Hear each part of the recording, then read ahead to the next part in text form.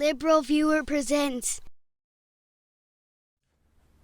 So, welcome to the February 12th edition of LiberalViewer Sunday Live Clip Roundup, the 199th episode of LiberalViewer Sunday Live Clip Roundup. Thanks for joining me. I picked out 24 of the weekend's best clips, most newsworthy, most informative for what should be a really educational, fair use media criticism and political analysis show for you all tonight. As usual, my clips come mostly from the big five corporate outlets of ABC, NBC, CBS, CNN, and Fox News, the so-called corporate media here in the United States. I also have some political comedy, both from last night's Saturday Night Live, including Melissa McCarthy coming back and doing another great Sean Spicer impression. Also some clips from Real Time with Bill Maher last Friday, including his interview with Senator Al Franken. You can see the 5 topics I'm covering down in the video description.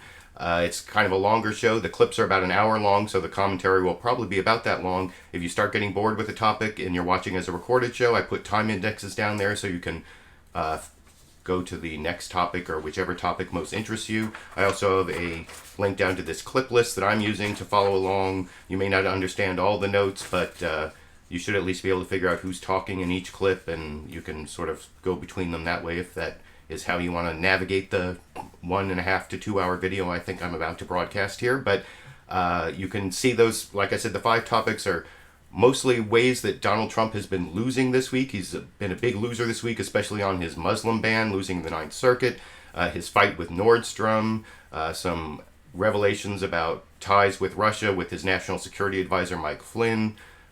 There's some big resistance growing to Donald Trump's administration. And then finally, there's this immigration roundup with ICE agents, which may not seem like a loss, but when I get to that topic at the end, I'll explain why I think it may be his biggest loss of all. But like I said, I want to start off with political comedy, a couple clips from Saturday Night Live, and then one from Real Time with Bill Maher, starting, of course, with Melissa McCarthy doing Sean Spicer in the cold open. This time they started Saturday Night Live with her impression, and it covers a couple of those losing topics from Donald Trump, both the Muslim ban that she starts off with, and then you'll see she actually finishes up with a sort of a skewering of the whole Nordstrom situation, which I will talk about after we watch that clip together over here. I'm going to open it up for questions, and I'm going to probably freak if you start asking stupid ones. Speaking of freaks and stupid ones, Glenn Thrush, New York Times, stupid hat, go! Look, I just wanted to know what the president intends to do now that the appeals court denied your request to stop the travel ban. You're testing me, big guy. Look, it's simple. If the appeals court won't do what's right, President Trump will see them in court, specifically the People's Court. That isn't real. That isn't real. I'm Glenn, and I'm not really. It is real, Glenn. It says that right before each case, Glenn. It says the cases are real. The rulings are final. God, don't F with me, Glenn. Next question. Extreme vetting. But what does that mean, extreme vetting? What does it mean? It means it's extreme. Okay, you know what? Spicy's gonna explain it so you dumb babies can understand it. So I guess I can't use my big words. I'm gonna have to use my dollies. All right, you ready for dollies? You can understand what's going on? Here's how it's gonna go down. You've got your TSA agent right here, okay? And first you got Barbie coming in. Nice American girl back from a dream vacation. We know she's okay because she's blonde. So she gets in. Easy. We understand that. Perfect. Now, who's up next? Uh-oh. Uh-oh. It's Moana.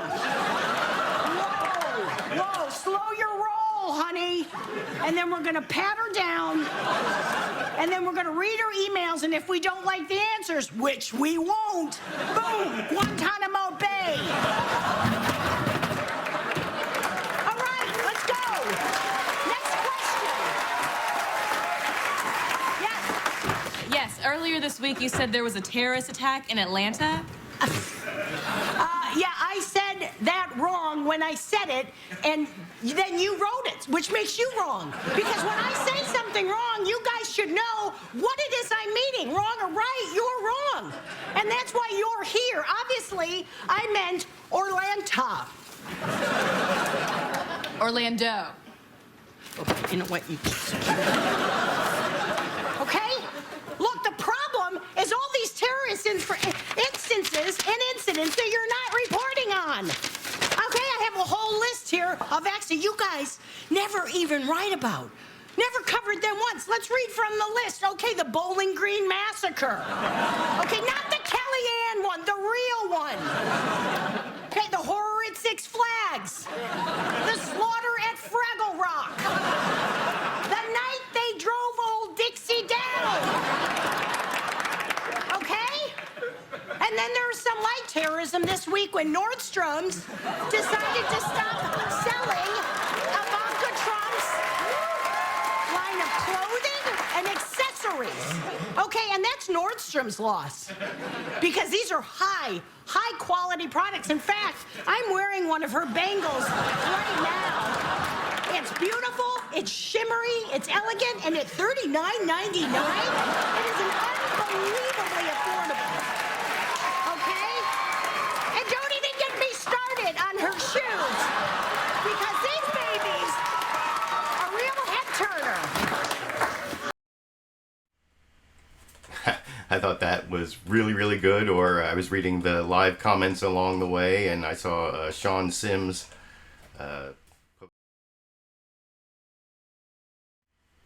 post the comment that the Saturday Night Live clip was hilarious. I have to agree. The one criticism I would have is the doll part was not as funny as the radical moose lambs last week, which of course was one of my favorite parts of the jokes. The impression was also sort of continually funny, both in the slapstick and in some of the details there. The whole Nordstrom thing, I love the parody of Nordstrom, and I have to say I've been way ahead of the curve on the whole liberal support of Nordstrom. All these like silk shirts I wear every week, almost every single one of them from Nordstrom. So that is my support of the liberal bastion Nordstrom department stores. No, I don't know why that's gotten so political, but it's kind of strange, though I will go into some of the actual facts of what Ivanka Trump and Kellyanne Conway and Sean Spicer did regarding that, and that'll be later in the show. But I also really liked the part at the beginning there where she talked about People's Court, and that was more about the Muslim ban, and it was actually kind of a setup for a later entire segment they had. Oh, and by the way, if you want to watch that whole Saturday Night Live Melissa McCarthy impersonation of Sean Spicer, there's a link down in the video description to the entire video free on YouTube. And every one of the Saturday Night Live videos I'm showing is actually available free on the Saturday Night Live channel on YouTube tonight.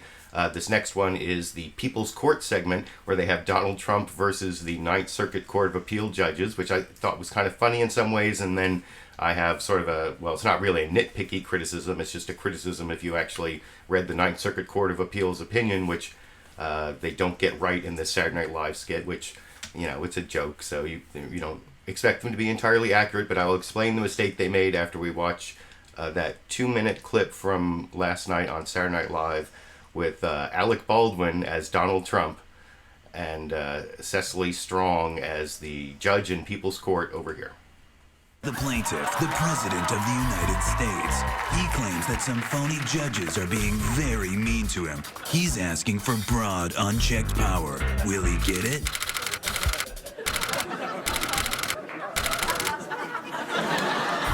These are the defendants. They're 3 judges from the Ninth Circuit Court who heard the case for Trump's travel ban and said, "Not in our house." They're accused of letting bad hombres pour into this country.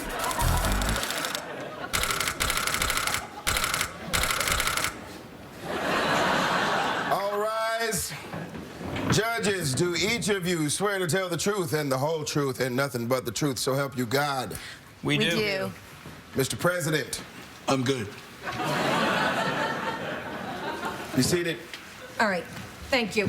First of all, Mr. Trump, you understand this is a TV court, right? That's okay. I'm a TV president. All right, so your travel ban has been rejected as unconstitutional once again, but here you are.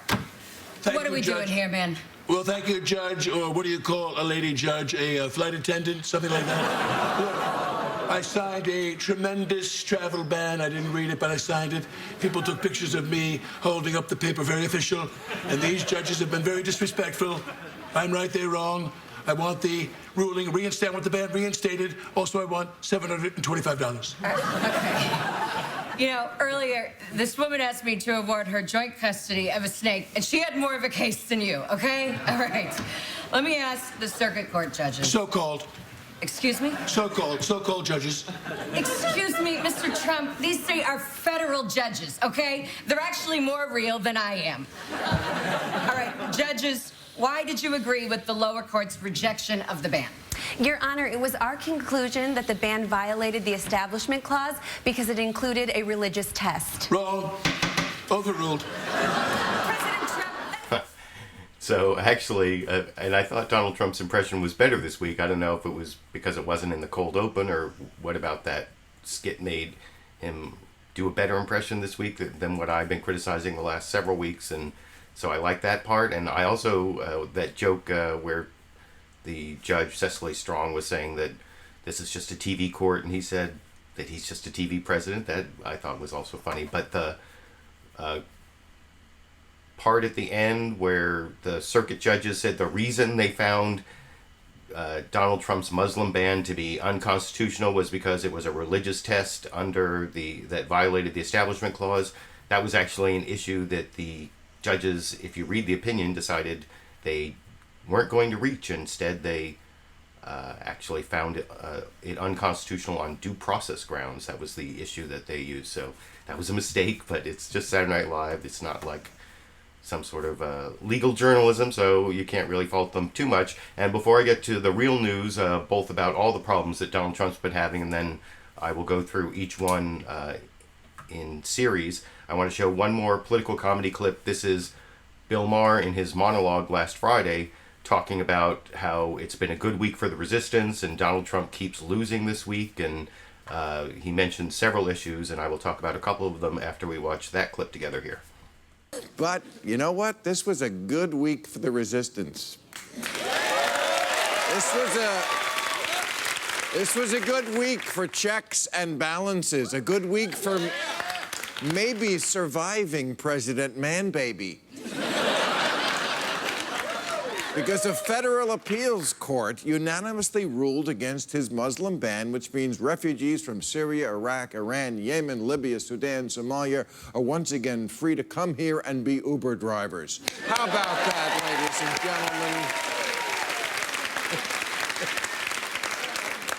gentlemen? Yeah, how about that? Turns out a law isn't just something Steve Bannon writes on a napkin and Donald Trump signs while making his smart face.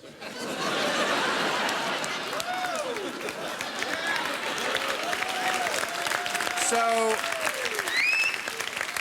Trump has now lost twice in court. We found out this week his closest advisor, Kellyanne Conway, and his national security advisor, Mike Flynn, are being investigated for ethical misconduct. They told Donald Trump today that his wall, his beautiful wall, is going to cost twice as much that he thought.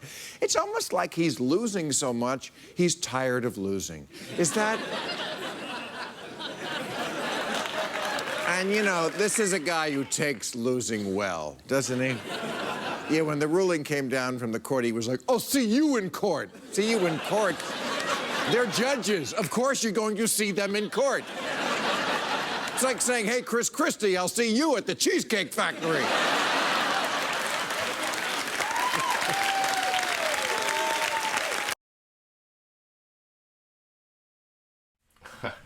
So I actually liked a lot of those jokes, although I thought especially about how the resistance is doing well, and it's sort of Bill Maher's job in some ways to buck up those of us on the left, although he's been doing a lot of internecine warfare, as I showed last week. But that last joke was kind of a cheap, easy joke on, it's like a fat joke against New Jersey Governor Chris Christie, although I will actually have a clip of Governor Chris Christie when I get to the immigration section at the end. That's one of the last, or is it? It's actually the very last clip in the show will be Governor Chris Christie. So if you're a Chris Christie fan, stay tuned for that. And the 3 immigration clips are definitely worth watching because, like I said, that may end up being Donald Trump's biggest loss of all.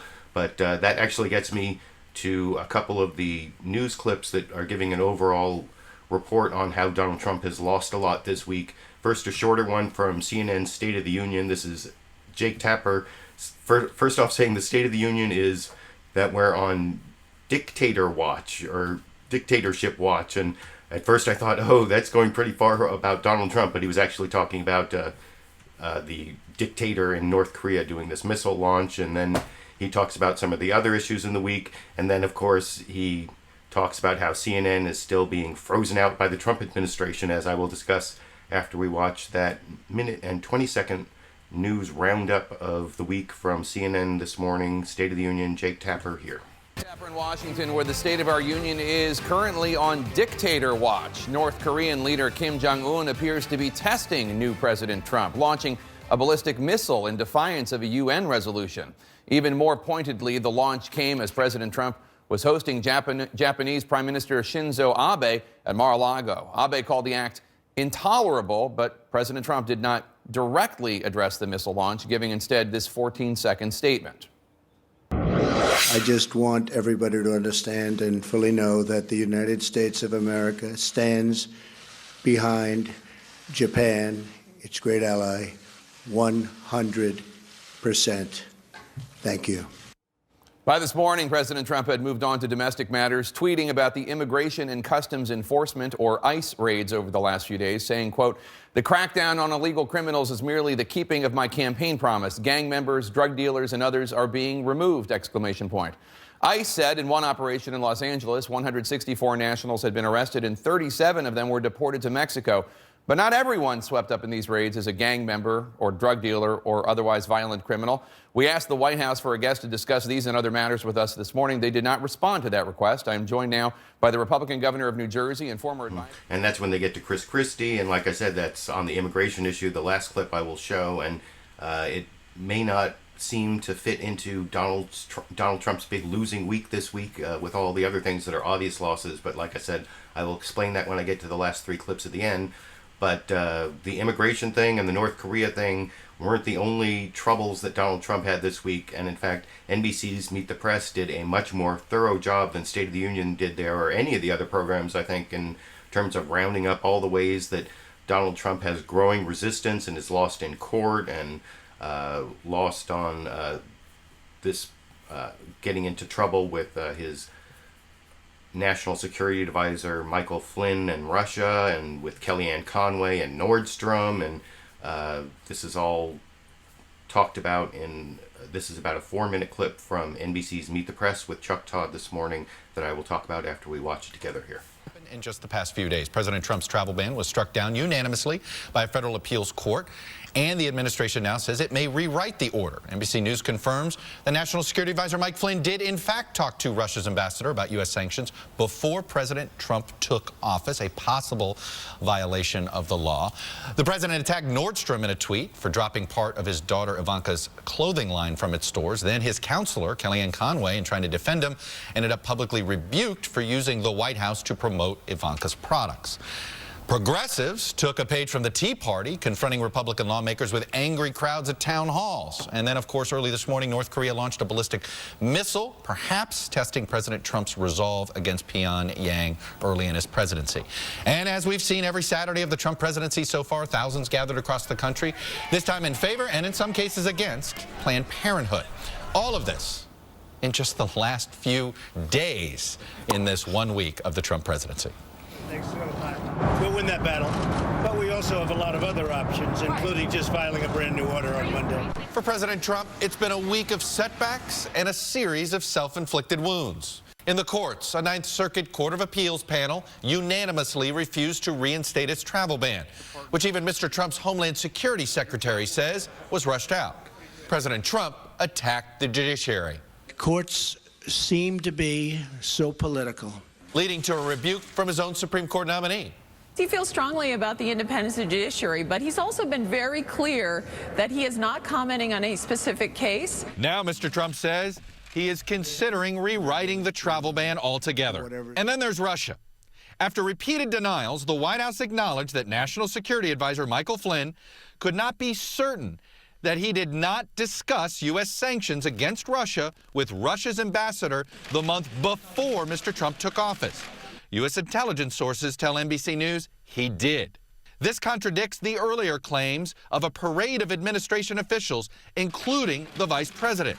They did not discuss anything having to do with the United States' decision to expel diplomats or impose a censure against Russia. The subject matter of sanctions or the actions taken by the Obama administration did not come up in the conversation. On Air Force One Friday night, the president was asked about the reports on Flynn, and the president did not go out of his way to defend him or debunk the story. I don't know about it. I haven't seen it. What report is that? And then there's the family businesses. President Trump attacked Nordstrom for announcing it would no longer carry his daughter's shoe line, tweeting, "My daughter Ivanka has been treated so unfairly by Nordstrom. She is a great person, always pushing me to do the right thing. Terrible." That tweet could haunt the president legally. And his advisor, Kellyanne Conway, doubled down. Go buy Ivanka's stuff is what I would tell him. I'm going to give a free commercial here. That got the attention of Republican Oversight Chair Jason Chaffetz, who chastised Conway. The president reportedly took umbrage at his own press secretary's response. Kellyanne has been counseled. Meanwhile, around the country, from Utah to California, Tennessee, Ohio, to Kentucky, Mitch is a chicken. And Georgia. Shame, shame, shame. Republican lawmakers are facing large, hostile audiences at town hall events, an early indication that Trump's opposition is energized. Even some Trump voters who support his policies are questioning the president's tactics. We don't always agree with the way he presents things, but we definitely are on board with his agenda.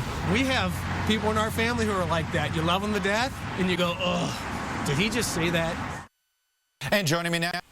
So that's Chuck Todd on NBC's Meet the Press with what I thought was the most comprehensive roundup of all the problems that Donald Trump has been facing, except maybe for the ICE raids, which wasn't as focused on as I think it possibly deserves. But I do think that they went over all the other problems, the Russia problem, the Nordstrom problem, the Muslim ban problem, and then Chuck Todd actually had an interview with Stephen Miller, the senior advisor to the president, who's been kind of behind the scenes. He's done a couple interviews, but these are he did almost the full Ginsburg on the Sunday morning news analysis shows this morning. The only one he didn't go on was CNN State of the Union, because as you saw at the end of that Jake Tapper clip I showed before the Meet the Press clip, Jake Tapper said, we asked for someone from the administration to come, and the only one we could get was New Jersey Governor Chris Christie, who they tried to ask him if he even talks to the president anymore, and he couldn't even really say. But I wanted to move on to this Stephen Miller interview about the Muslim ban, and he said some kind of extraordinary things. This Chuck Todd question, I think, was the one that got into the legal issues the most, and especially talked about that, I see all these conservatives quoting the statute, federal statute, I think it's 8 U.S.C. 1182, that says, Congress gave the president power to exclude, any alien, any alien or any class of aliens, and so it's all this power, and just read the statute. In fact, Donald Trump, in one of his brief news conferences, actually read the statute when he was attacking the judges. And you'll see that Chuck Todd, he talks about another part of the statute and gets in an argument with Stephen Miller about that. And I will discuss it a little more after we watch that 2-minute, 50-second clip together here. Hey, good to be here, Chuck. Let me start with the decision by the Ninth Circuit and the president himself saying to reporters that a new order may be drafted. Is that what you and others are doing right now, drafting a new order, since essentially the Ninth Circuit seemed to give you a roadmap of how to draw up something slightly more narrow that would accomplish your goal? Well, we're considering all of our options right now, Chuck.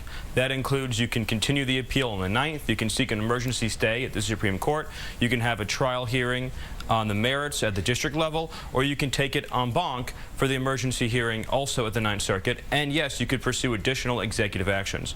The bottom line is that we are pursuing every single possible action to keep our country safe from terrorism. And I also want to be clear. We've heard a lot of talk about how all the branches of government are equal. That's the point. They are equal. There's no such thing as judicial supremacy. What the judges did, both at the Ninth and at the district level, was to take power for themselves that belonged squarely in the hands of the President of the United States. Well, you say that very definitively, but obviously there isn't agreed upon that. Why are you so confident that, for instance, that you believe there is a 1952 law that gives the president the power to decide who can come in and out of this country on a temporary basis? Why do you believe that law supersedes 1965's, which says you cannot essentially decide on who comes in based on origin?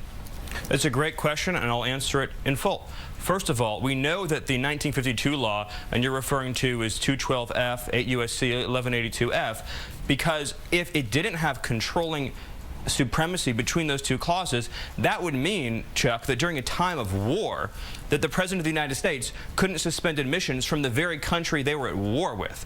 So obviously, that's the controlling clause. Secondly, this is not a decision based upon national origins. It's a decision based upon security conditions in those countries. Syria is a disaster zone. Libya is in ruins. Yemen has a massive resurgent terrorism movement. These are decisions based upon the ability of those countries to cooperate with our intelligence services. As you know, Chuck, this was a decision made in 2015 and 16 in terms of designating these countries. We simply took that intelligence assessment and we took firm action to restrict entry. And the bottom line is the President of the United States, both under his Article 2 foreign powers, under the 1952 statute, has the power to control who enters our country. And you know and I know that no foreign national living in Yemen or any other country has a constitutional right to demand entry into our country. It's kind of a straw man argument, and it was kind of especially ridiculous when he said that the 1965 law could not trump the 1952 law because it would mean that if we were at war with a country, the president couldn't exclude the aliens from that country because that would be based on nationality.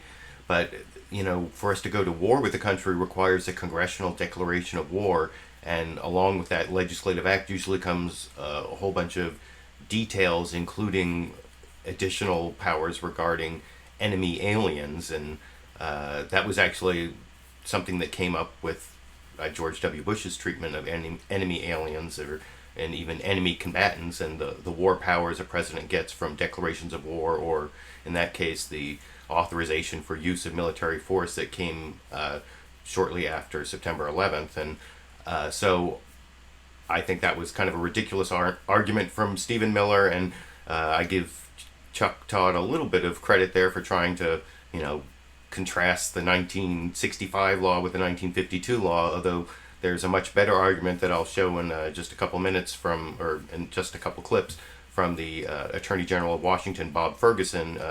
He makes a much better argument. But first I want to show one more clip from Chuck Todd's interview of Stephen Miller, where he does a pretty good job, I think, of deconstructing or of pointing out at least the problems with the administration's argument about why they picked these 7 countries. And I will talk about that a little more after we watch that clip together.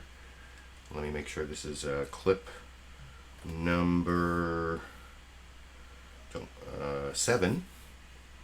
Where? If you do that, if this was about the security of the country, why wasn't Afghanistan, Pakistan, Saudi Arabia, Egypt, I can keep going down the list, where we have had foreign nationals from those countries that I've listed attempt terrorist acts in this country? Well, it's a great question. First of all, 72 individuals, according to the Center for Immigration Studies, have been implicated in terroristic activity in the United States who hail from those 7 nations. Point 1. Point 2, the security determination about those countries is based upon an assessment of the threat they present today and going into the future. The security situation in Libya, Yemen, Syria, and other countries designated are squarely different today than they were in, say, 2001 or 2005 or 2010. But San Bernardino, but Mr. Miller, but San Bernardino happened, the whole point of the president's as a candidate. The whole point of this idea at the time of a full Muslim ban, and then he has since tapered it back, was in response to San Bernardino, where the spouse came from Saudi Arabia of Pakistan origin. Well, you're 100%. Well, first of all, neither you're country on your 100% list. correct. You're 100% correct that the San Bernardino incident demonstrated the profound degree to which our immigration system is vulnerable to terrorism. And the FBI has information right now that would clearly indicate the extent to which massive numbers of court cases are happening and have happened all over our country relating to terrorist infiltration of our immigration system. But if you look at the executive order, what it spells out is a 90-day period to put in place extreme vetting across the board. So the first 7 countries are based upon our determination about the security conditions in those countries and their ability to cooperate with us. But there's a 30-day period where new security measures are promulgated and a 60-day compliance period. And Chuck, I will be glad to come back on your show when that's done and walk you through how we've kept our country safe across the board from individuals coming into our country who don't share our values and who don't love our people. Well, it's interesting you say about I don't know. I mean, this guy does not have the skill of Kellyanne Conway. He's like the latest power inside the administration that you don't normally get to see, who they've thrown out to the press, and because I guess he hasn't had his credibility destroyed as badly as Kellyanne Conway, you know, with her Bowling Green massacre. Although he did mention all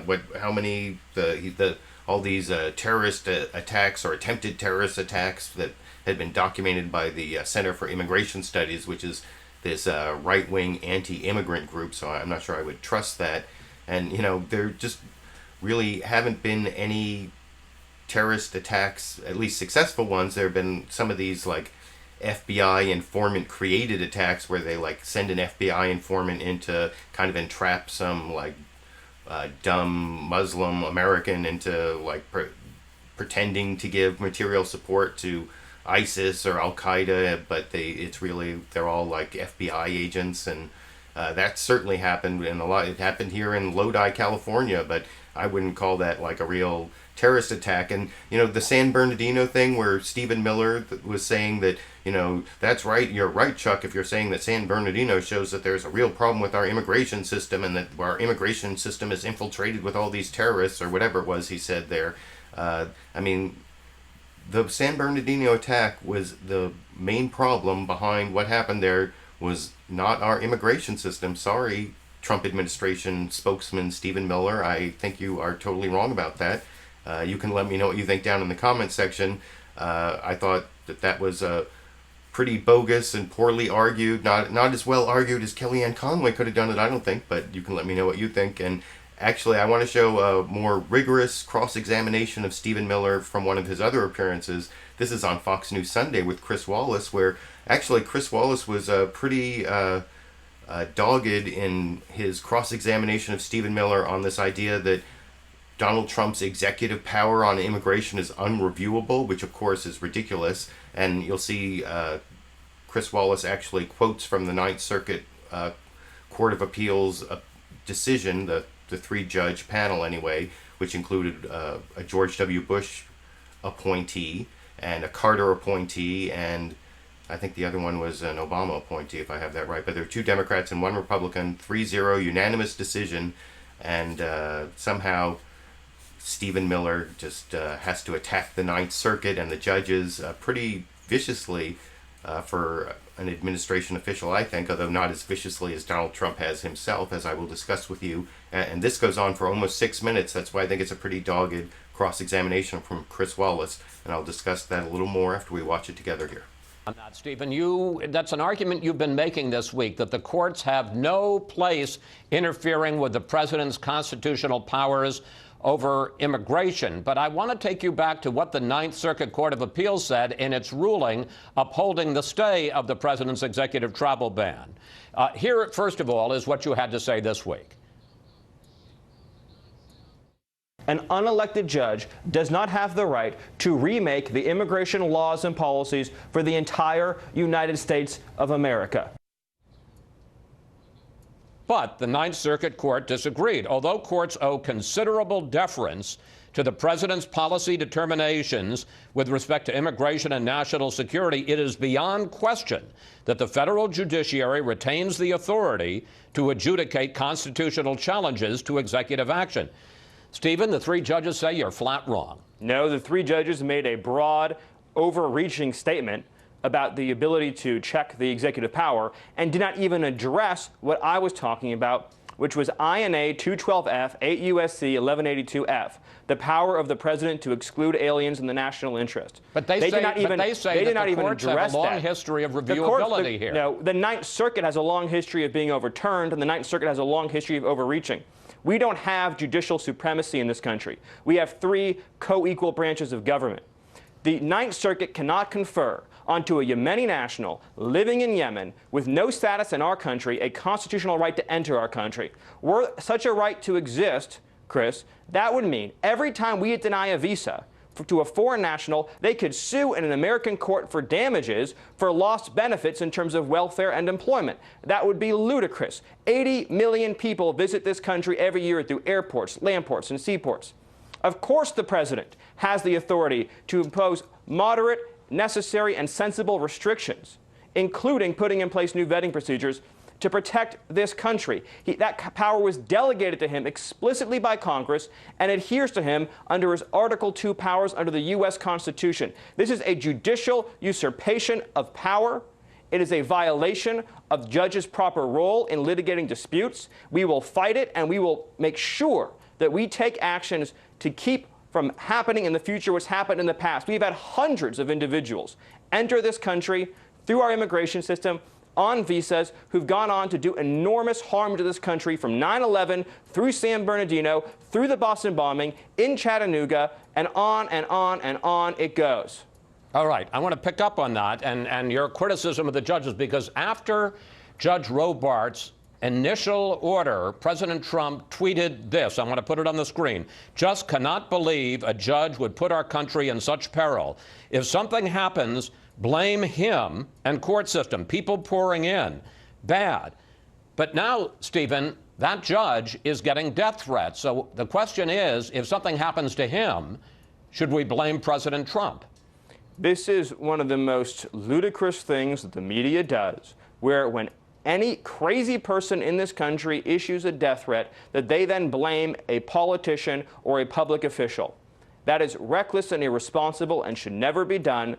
The reality is but some people would say that personally attacking a judge is reckless and irresponsible. In fact, your own Supreme Court nominee, Judge Gorsuch, called it disheartening and demoralizing. Statements that you can't criticize a judge demonstrate a profound misunderstanding of what it means to have separate and equal branches. Of course, one branch can criticize another branch of government. It's ludicrous to say that Congress can criticize the president, and the president can criticize Congress, and judges can criticize the president, but the president can't criticize judges. So Neil Gorsuch was wrong? I have my opinions, and Judge Gorsuch has had his comments, as you know, misinterpreted and misrepresented by by Senator Blumenthal, who, as we all know, has profound credibility issues. Well, wait. On the question, first of all, on the question of his saying that he found these remarks disheartening and demoralizing, it wasn't.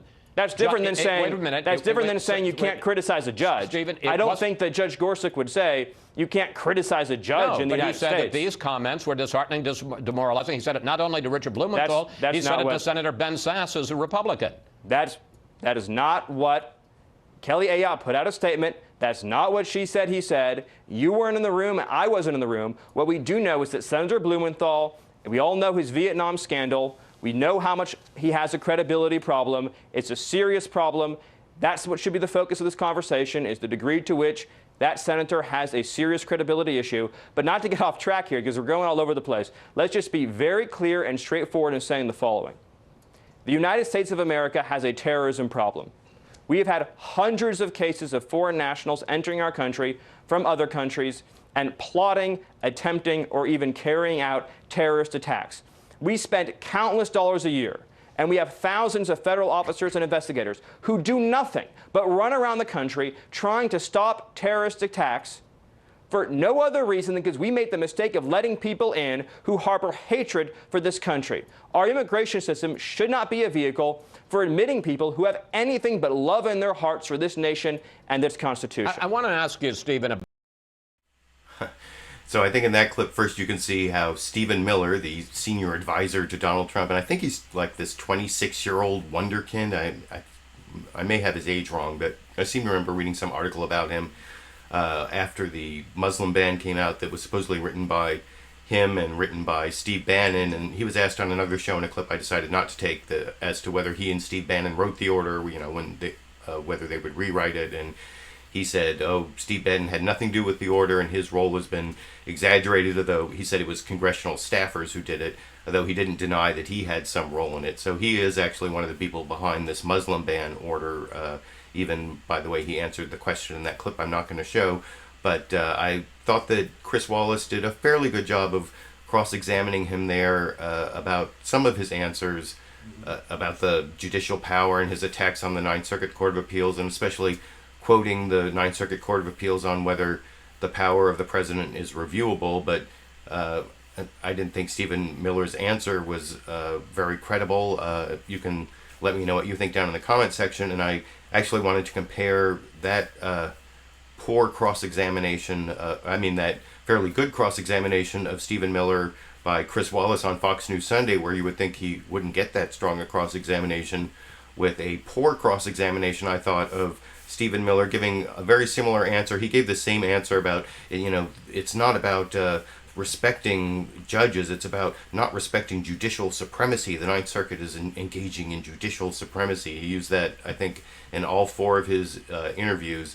And he went a little bit farther, though. That's why I'm showing this duplicative clip from CBS's Face the Nation.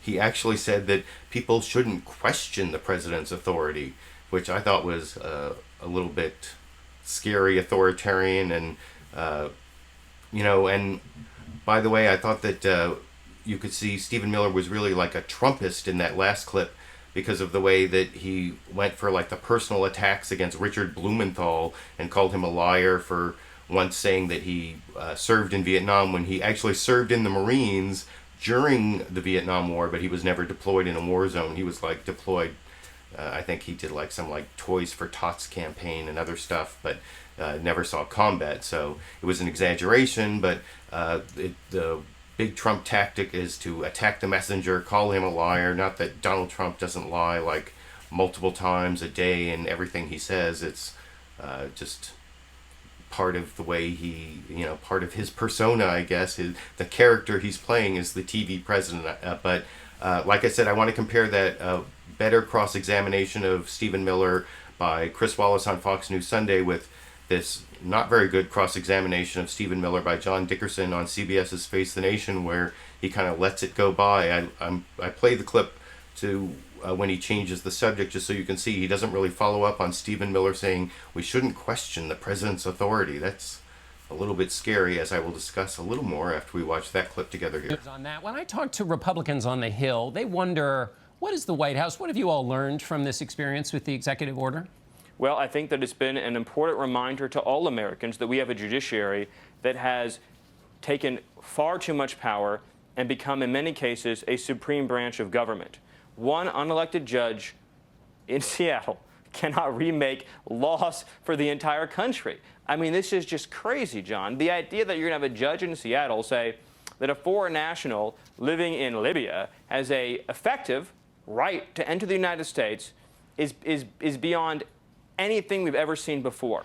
The end result of this, though, is that our opponents, the media, and the whole world will soon see, as we begin to take further actions, that the powers of the president to protect our country are very substantial and will not be questioned. Well, I guess let me step back. The question, as I talk to Republicans on the Hill, is what you're learning inside the White House about the way you do things. It's been pretty busy up there. Just stepping back, do you feel like you and your staff there, that you're in control of events at the White House? I think to say that we're in control would be a substantial understatement. The President of the United States has accomplished more in just a few weeks than many presidents accomplish in an entire administration. You've seen, for instance... More in a few weeks than many presidents accomplish in an entire administration. That seems like an incredible overstatement. It's I guess, more Trumpism. Stephen Miller must be a real Trumpist, you know, because there are Democrats and there are Republicans and then there are Trumpists, and they're like the nonpartisan nationalists who follow the sort of, it's almost a cult of personality. I mean, I'm not saying it's, we're not talking about North Korea style cult personality or Stalin cult personality, or even, you know, certainly not Adolf Hitler. I'm not making the Adolf Hitler. I'm not going to violate Godwin's law or fulfill Godwin's law, or however you correctly phrase that. But I do think that there is definitely some cult of personality there, and there's also, like I said, the power should not be questioned. That's a little bit disturbing. And before I finish the topic of the Muslim ban, and this is, I think, the longest topic, the resistance topic also has a bunch of clips, like 1, 2, whatever. You can look at the clip list yourself down at a link in the video description. But this is the last one on the Muslim ban.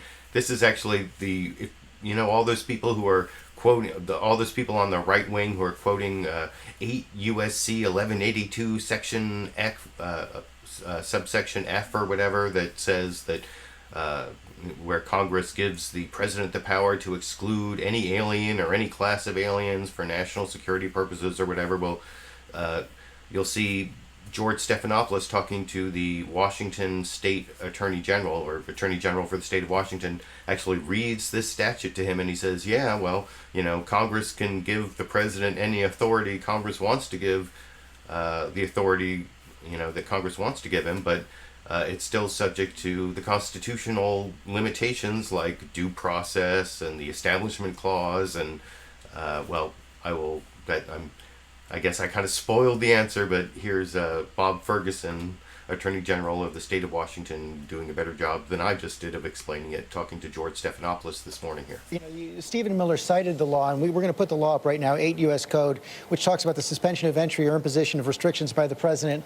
And it says that whenever the president finds that the entry of any aliens or of any class of aliens in the United States would be detrimental to the interests of the United States, he may, by proclamation, suspend the entry of all aliens or any class of aliens as immigrants or non-immigrants, as he may deem appropriate. The law is pretty clear right there, and this is one of those cases where the statutory basis for the president being able to regulate illegal immigration and his national security responsibilities put him in a very strong position, isn't it? Absolutely, and we recognize that, but there's another document that the president is not reading from, and that's the Constitution.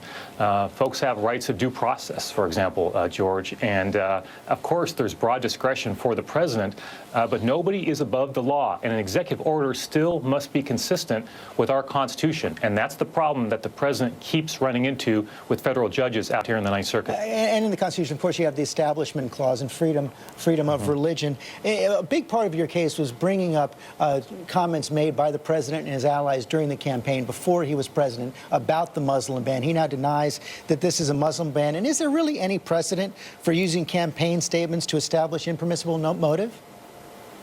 What there is precedent for, George, in courts is if you're looking for an improper motive, which we're certainly asserting, is you can look behind an executive order. That includes statements made by the principals who put that executive order into place. So we will absolutely continue to use those statements. And when this case goes back to Judge Robart, the trial court judge appointed by George W. Bush, who ruled in our favor, we'll have a chance to have discovery. And for those who are not lawyers, as you know, that means we can seek depositions from administration officials. We can ask for documents and emails to get behind what truly motivated that executive order. I absolutely intend to use those tools to continue with this case. You going to depose the president? Try to?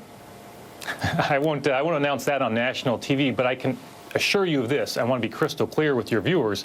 My job as Attorney General is to uphold the rule of law in this country, and I'll use every tool that I have as Attorney General to make sure that the president follows that Constitution. Mr. Attorney General, thank you. Well, after hearing basically all that bullshit that is the opposite of what I happen to think, based on reading the Ninth Circuit Court of Appeals opinion, and based on the fact that I am a lawyer and have a degree and have passed the bar in a couple states and have even looked at some constitutional issues, have some familiarity with concepts like due process and the Establishment Clause. I've done a little bit of work in that area. I wouldn't say I'm like a huge expert, but it's not totally unfamiliar to me. So what Stephen Miller said, bullshit. What Bob Ferguson, Attorney General from the state of Washington, said there, that is actually accurate. Now, as to how the Supreme Court would decide this, well, it might be a 4-4 split. It might actually go the way the Ninth Circuit went. Remember, there were the district court judge is a Republican. One of the 3 Ninth Circuit Court of Appeals judges was a Republican. And it's possible that, I've spent some time when I was a public defender around judges. I actually worked as a law clerk in the federal public defender's office, so I had very slight contact with federal judges and heard stories about a lot of federal judges since I helped the attorneys, and the attorneys had lots of contact with the federal judges. And I can tell you, judges are pretty, as professions go, they're, kind of egotistical people. They like to be in control. It's kind of like doctor personality also would fit in there too, but you don't get to be a judge if you don't have something of an ego. And federal judges even more so, because they have lifetime appointments. Basically, they can do what they want. No one is ever going to be able to fire them unless they, commit some crime or engage in malfeasance. So they're even more egotistical than other judges and more have a sense of their own power. And I think what Donald Trump did, attacking the judges and attacking the independence of the judiciary, that may have backfired big time, and may even backfire all the way up to the Supreme Court, that he might not even get all 4. There might be judges on the Supreme Court who were offended by what Donald Trump said. That is very, very possible. So I don't think that the analysis you heard from Stephen Miller has a lot of legal weight, and I think Bob Ferguson, the Attorney General of Washington, is much more on point. But like I said, that's the last clip I'm going to show you on the Muslim ban topic. Now I have a couple clips on the Donald Trump versus Nordstrom controversy, and then a couple clips on his national security advisor, Michael Flynn, getting in trouble on his talks with Russia before Donald Trump actually became president. And then I think it's 7 clips on the resistance to Donald Trump, and 3 clips at the end on immigration. But like I said, I'm going to start with a couple clips here on the Nordstrom thing, which I saw some complaints about my shirt down in the live comments. As I said, all of my shirts, or almost all my shirts, including this shirt, were purchased from Nordstrom. So if you're attacking my shirt, you're attacking the opposition to Donald Trump. I just want you to know that.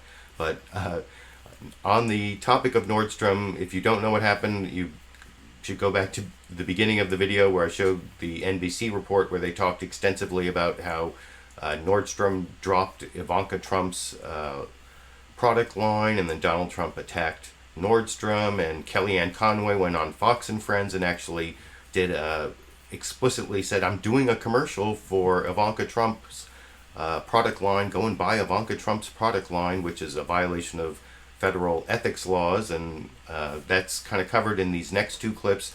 The first one is a clip from ABC's This Week with George Stephanopoulos, where George Stephanopoulos asks Stephen Miller, from the same Stephen Miller we've been watching, about what Kellyanne Conway did, and he has these talking points he sticks to, that it was someone was treated very unfairly, and what Kellyanne Conway said was a lighthearted comment that no one could have taken the way the media has been portraying it, and you can see him stick to those talking points yourself in this clip. On Kellyanne Conway, Congressman Chaffetz, Republican chair of the House Oversight Committee, and his Democratic counterpart, Elijah Cummings, have asked the head of the Office of Government Ethics to recommend disciplinary action against Conway for her comments promoting Ivanka Trump's products. Will the president accept that recommendation?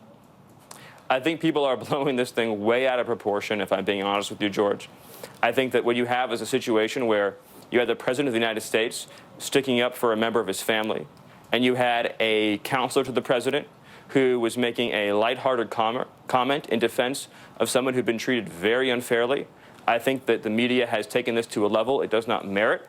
And I think anyone watching that interview would understand that it was a lighthearted comment made in defense of somebody who had been treated unfairly, And there really, I think, has been an undue amount of attention given to this issue, especially in light of everything that's happening in the world. Well, it was right the now. Republican chair of the House Oversight Committee, Jason Chaffetz, who said she crossed the line in that statement. It wasn't just the media. That is the Republican chair of the House Oversight Committee. And on that point, because it gets to a deeper issue, Sean Spicer from the podium said the decision by Nordstrom to pull those products of Ivanka Trump was a direct attack on the president's policies.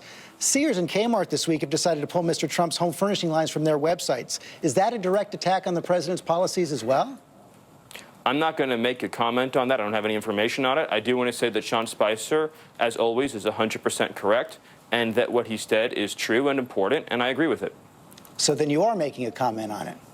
I'm not going to make any new comment. I'm going to stand by the White House press secretary and his comments, and I'm also going to call for sanity in discussing this issue.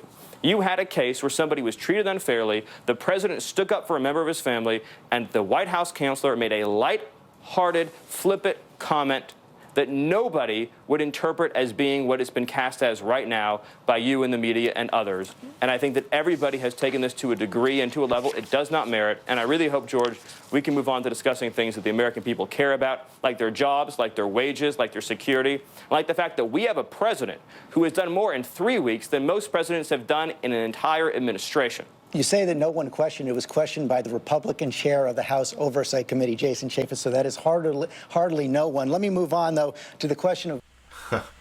So you see Stephen Miller threw in that whole thing about how Donald Trump has done more in his first few weeks than some presidents do in their first term of their administration, which is, that's like some sort of weird Trumpism that makes no sense and I don't think has any factual basis.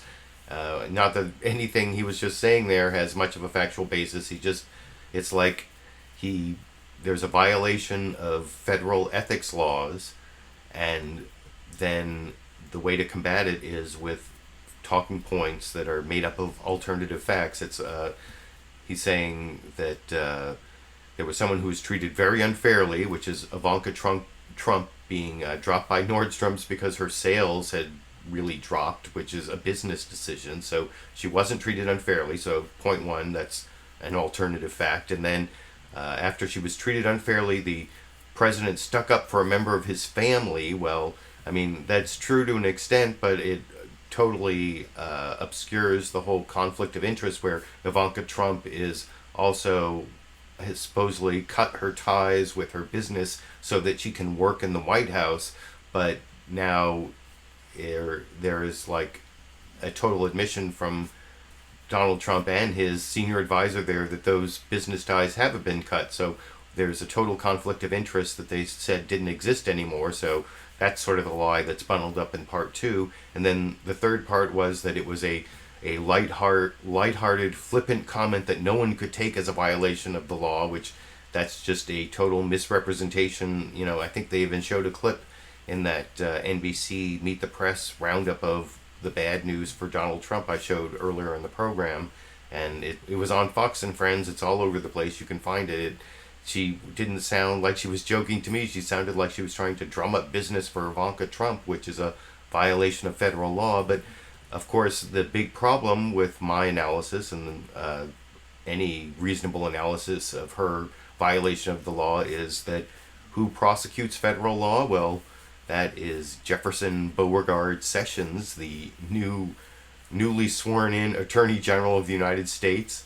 And so it's basically up to the president and his attorney general whether Kellyanne Conway gets disciplined or whether she gets prosecuted. And so you know what the answer to that question is. And that's actually a topic that was covered a little later in ABC's This Week with George Stephanopoulos when he had on the ranking Democrat on the House Oversight Committee who signed that letter, along with Jason Chaffetz, the Republican, who was actually interested in looking into this violation, and Elijah Cummings is the Democrat, and he mentions in his answer to George Stephanopoulos that it's basically up to the president and his attorney general, or the president, I think is what he says here, as to whether Kellyanne Conway gets disciplined. So I think we know what's going to happen, but I'll talk about that just a little more after we watch that clip together, the last clip on the Nordstrom issue, Donald Trump versus Nordstrom, over here. Stephen Miller from the White House. Let's begin with Kellyanne Conway. You wrote that letter along with Congressman Chaffetz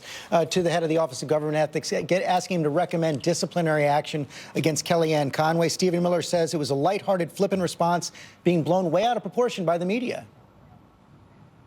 No, that's absolutely incorrect. As a matter of fact, George, this was a textbook case of a violation of the law. You cannot go out there as an employee of the government and advertise for Ivana Trump or anybody else, their products. You can't do that.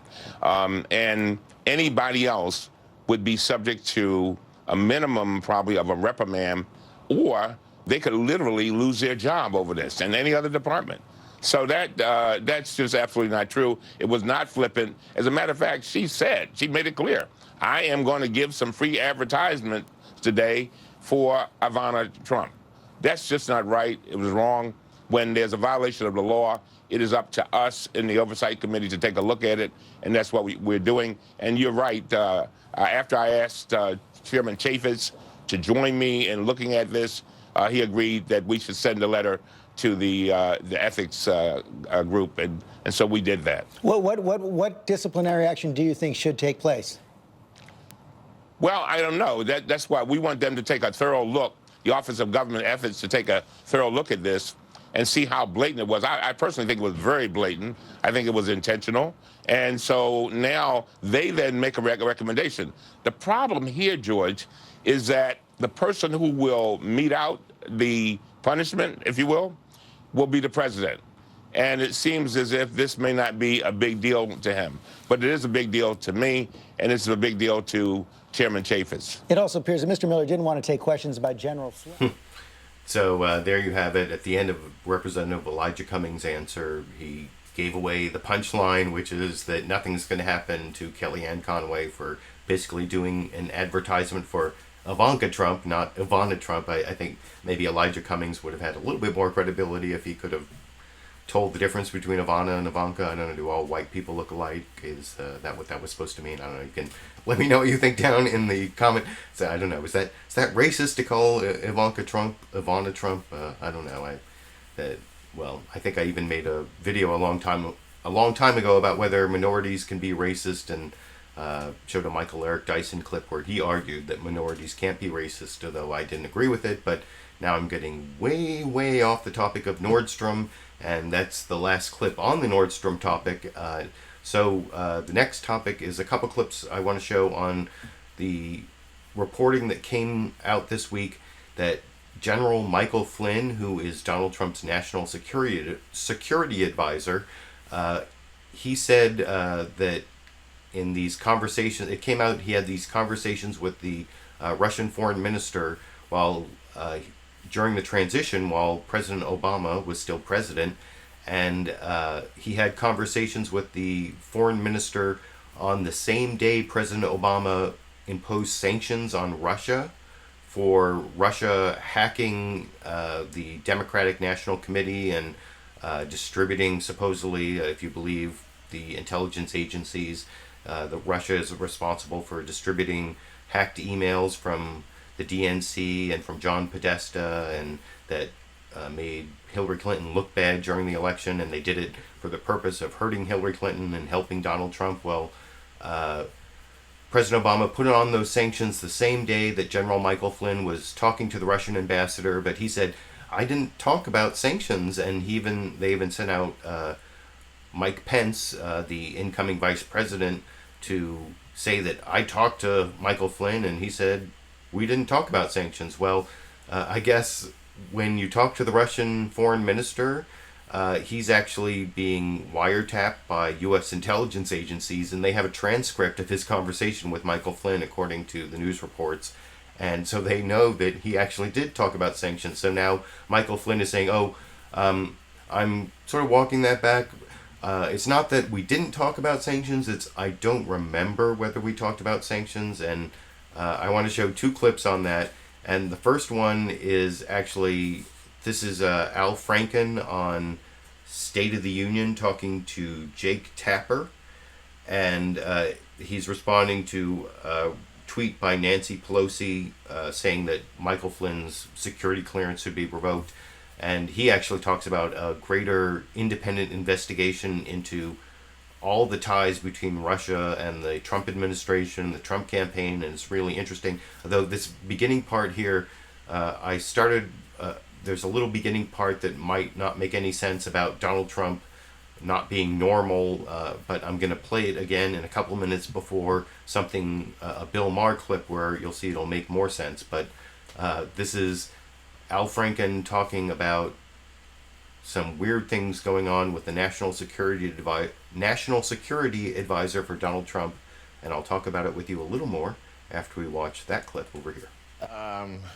You know, that is not the norm for a president of the United States, or actually for a human being. So let's turn to Michael Flynn. The Washington Post and CNN are reporting that he, according to many government officials, spoke to the Russian ambassador about the Obama sanctions against Russia before President Trump took office, suggesting, hold on there, we'll revisit them after we take office. House Minority Leader Pelosi tweeted last night, General Flynn should be suspended and have his intelligence clearance revoked. Do you agree? What do you think the consequences should be?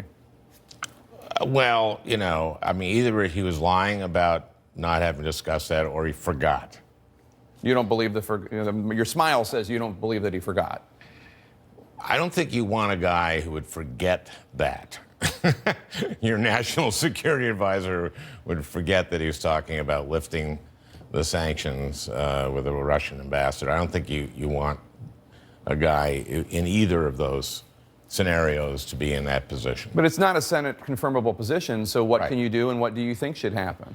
Look, there's going to have to be investigations and an independent investigation into the Trump campaign and the Trump administration's relationship to Russia.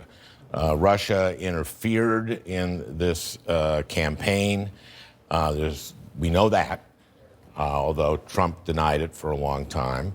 We have not seen the president's income tax. His son said a few years ago that an inordinate amount of money was coming in from Russia, investing in them. The president said that he couldn't release his income tax because he was under audit. You can release your income tax when you're under audit. And also, he hasn't provided any proof that he was under audit. There is a lot here that we need to look at, and we need to have an independent investigation on it. When you say independent, what do you mean? Independent counsel? Select committee? I think an independent counsel would be terrific, but I know that Lindsey Graham and Sheldon Whitehouse in Judiciary are doing hearings and an investigation. I trust those guys. There's something going on in intelligence, but that is so opaque. We need something transparent, and we need an investigation because we don't know what he owes Russia. We don't know how many Russian oligarchs have invested in his business. We don't know. You know, he has sidled up to Putin in so many ways. You know, what he's doing in Syria is great. Yeah. He didn't, annex Crimea, going after NATO. There's something. He's got a bit of a Putin crush, and I want to know how much of that is tied to maybe financial strings. Let's turn to the president's travel ban. So yeah, wow, Senator Al Franken there seems to have a real detailed set of possibilities as to how Donald Trump's campaign and administration may be linked to Russia. And I've been reading some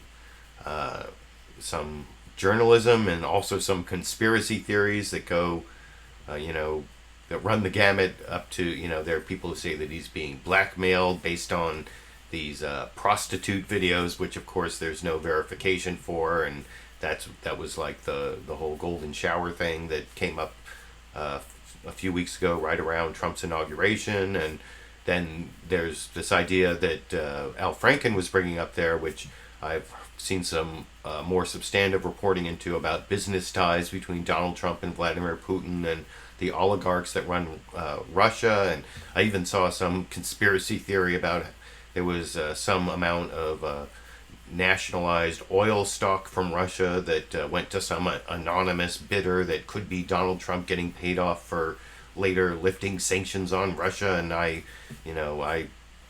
don't know if there's anything behind any of that, and that's why I'm glad that people like Senator Al Franken are saying there's going to be bipartisan, independent investigations into all that. Although, is that going to happen? I don't know if that's going to happen, but I want to show one more clip on this. This is actually on Fox News Sunday. They covered this. This is a softball question, I think, at the beginning to a Democratic senator, Senator Ben Cardin, where they actually show a clip of incoming Vice President, then actually Indiana Governor Mike Pence, back in January, talking to Chris Wallace on Fox News Sunday, where he was basically vouching for National Security Advisor Michael Flynn, saying they didn't discuss sanctions in this time during the transition, which would have been, practicing foreign policy without a license. No, it's actually a violation of. He talks about a violation of a law from 200 years ago, Senator Ben Cardin, and what he's talking about is the Logan Act, which at first I thought, wait, the Logan Act, does that mean that any wife of Donald Trump over the age of 30 has to be terminated? Wait, no, that's Logan's Run, or no, but no, the Logan Act. I'll explain what the Logan Act is after we watch this clip from Democratic Senator Ben Cardin talking to Chris Wallace on Fox News this morning over here. So I'm going to turn subject to you. U.S. officials now say that, contrary to previous denials, that the president's national security advisor, retired General Michael Flynn, did discuss U.S. sanctions with the Russian ambassador before he took office in December, at the very time that President Obama was imposing new sanctions because of Russia's role in interfering in the election. Here's an exchange that I had before the inauguration with Vice President Pence. Did Mike Flynn ever discuss lifting sanctions in any of those conversations? Do you know? I talked to General Flynn yesterday, and the conversations that took place at that time were not in any way related to new U.S. sanctions against Russia or the expulsion of diplomats. Despite that, the White House said yesterday that President Trump still has, quote, full confidence in Michael Flynn as his national security advisor. Question to you. No, I think what General Flynn did with the vice president, misleading him or giving him wrong information, that's not the type of person you want to have around you giving you advice. So I think he has very much questioned his credibility. We need to get to the bottom of this, but it goes broader than just General Flynn. The relationship between Russia and our elections is something that needs to be independently investigated. I've called for an independent commission similar to what we had in 9/11. Russia attacked us.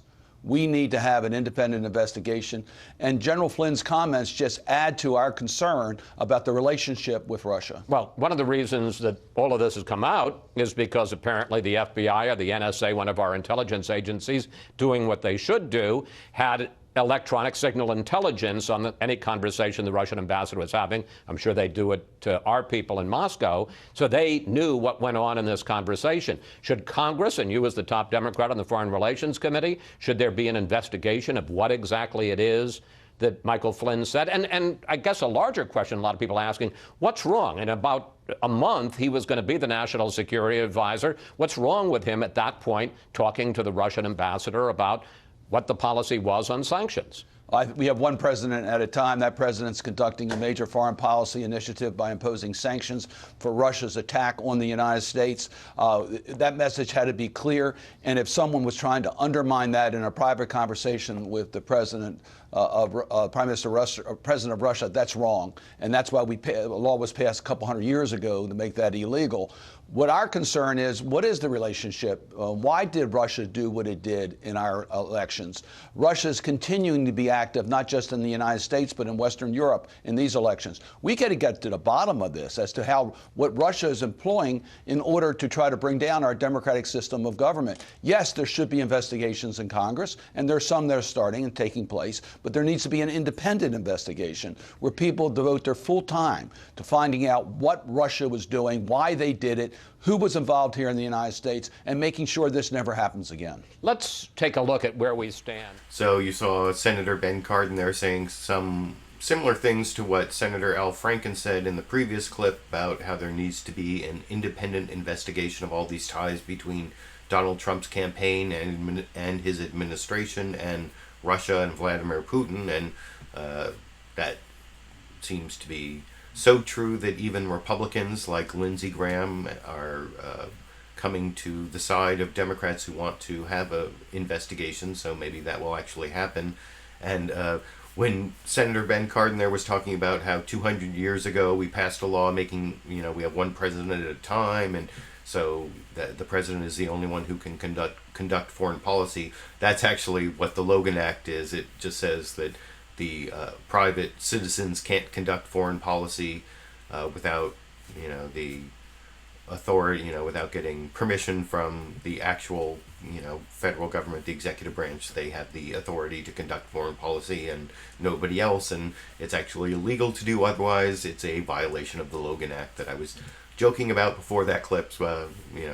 Maybe it was kind of a lame joke, or as my daughter would say, a dad joke. Isn't that like a whole meme genre, the dad joke? Maybe that was a dad joke. I am a dad, so whatever. You can let me know what you think down in the comment section about whether there's a violation of the Logan Act, or about my Logan Act, my Logan Run joke, or about anything you want to say about the connection between Donald Trump and the Russians. It's actually something that is really troubling and not getting enough attention, and I only had those 2 clips to show you. But so the next topic, and I have 7 clips on this next topic. It's about the resistance to Donald Trump, and resistance is not futile.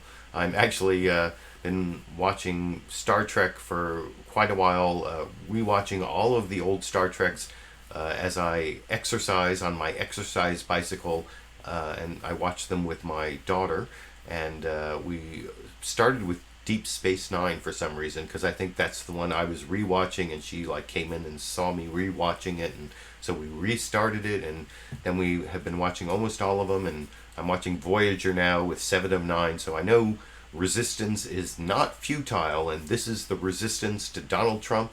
And I think I have 7 clips to show you on that topic, starting with one from Al Franken talking to Bill Maher on HBO's Real Time with Bill Maher, talking about how he would respond if he were in the room when Donald Trump brought up one of these weird voter fraud claims, like he supposedly did again, talking to some senators recently, including Democratic senators.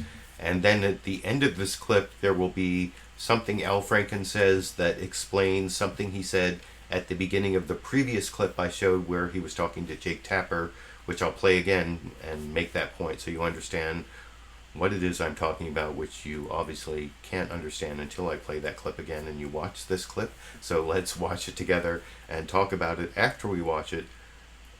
This is from HBO's Real Time with Bill Maher last Friday over here. Last question now, then I'll let you go. I appreciate your time. Okay. Politico says that there was a meeting yesterday, and Donald Trump, with 10 senators, 6 of whom were Democrats.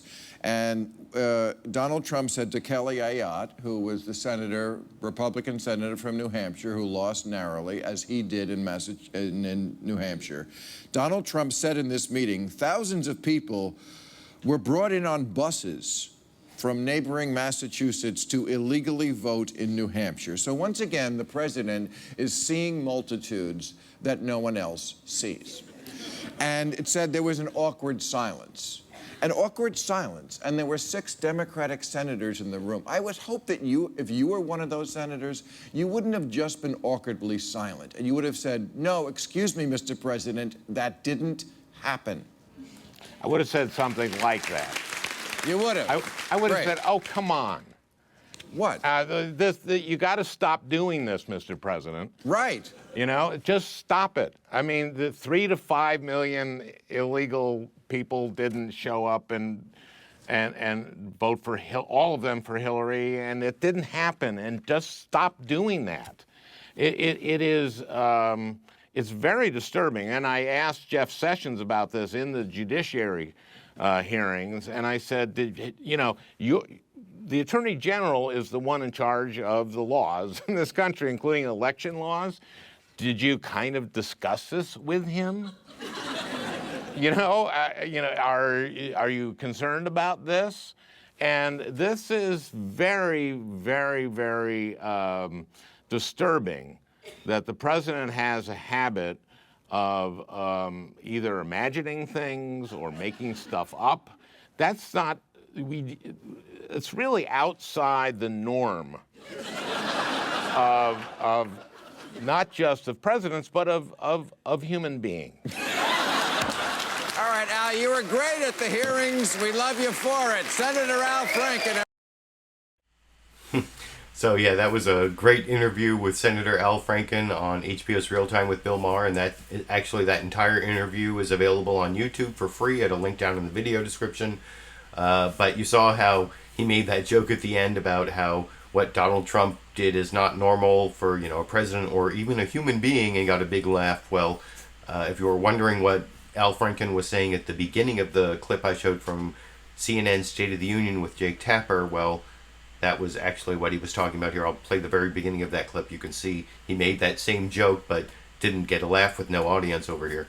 That is not the norm for a president of the United States, or actually for a human being. So let's turn to Michael Flynn. But he did get a laugh from Jake Tapper, and he actually got several laughs from Jake Tapper. It seems like Al Franken is not trying to be completely straight, or in terms of not being humorous. I don't mean in terms of his sexual orientation, but that for a lot of years when he first came into the Senate, since he used to be on Saturday Night Live, he decided he was not going to make any jokes whatsoever and be a very, very serious person. But he definitely, if you watch the entire interview with Jake Tapper on CNN's State of the Union, he was definitely willing to make more jokes, and you saw that. That's why I showed the beginning of that Jake Tapper clip over there to show he was still making the joke he made with Bill Maher on Friday on HBO's Real Time. But this next clip is again from Al Franken on CNN's State of the Union, and this is a clip talking about how he would resist if he was in the room when Donald Trump referred to Elizabeth Warren as Pocahontas and being the face of the Democratic Party. And it's kind of similar to what he said to Bill Maher about how he would respond if he was in the room when Donald Trump made one of these weird delusional voter fraud claims. And I wanted to show how he talked about it with Jake Tapper in terms of Elizabeth Warren and Pocahontas. And I will discuss that with you a little more after we watch that clip together. Over here. Senator Elizabeth Warren and the increasingly prominent role she's playing in the Democratic Party. Let me show you what President Trump said about her this week. He was meeting privately with 10 senators at the White House, and he told the Democrats in the room, Pocahontas is now the face of your party. That's an obvious reference to the controversy over Elizabeth Warren's claim of Native American heritage. What's your response when you see that Pocahontas is now the face of your party? I heard this from a couple of my colleagues who were there, and I would have said something. I mean, I'm not... What would you have said? I said, Mr. President, with all due respect, that's racist. Please stop doing that. I'm on Indian Affairs. This is completely unacceptable. You really should stop doing this. It doesn't serve anybody. Something like that. I want to ask you a question about... So that's, again, Al Franken saying how he wants to be part of the resistance. He wants to stand up to Donald Trump. If he were one of the senators in the room when he made this Pocahontas reference, he would have stood up to him and said, that's racist. Like, he would have stood up to him if he was in the room when he had made this delusional statement about voters being bussed in from New Hampshire. But I actually skipped over a clip. This is a clip where it's from Saturday Night Live, where they actually had Kate McKinnon on doing her talking about Pocahontas. This is Kate McKinnon doing her Elizabeth Warren impression, which is actually a pretty spot-on impression in terms of her voice and her speech pattern. I think she gets it down really well. The jokes themselves aren't quite as funny, so you get like realism, but not extreme humor in the jokes, I don't think. But I'll just discuss that a little more after you watch about. It's not the whole thing.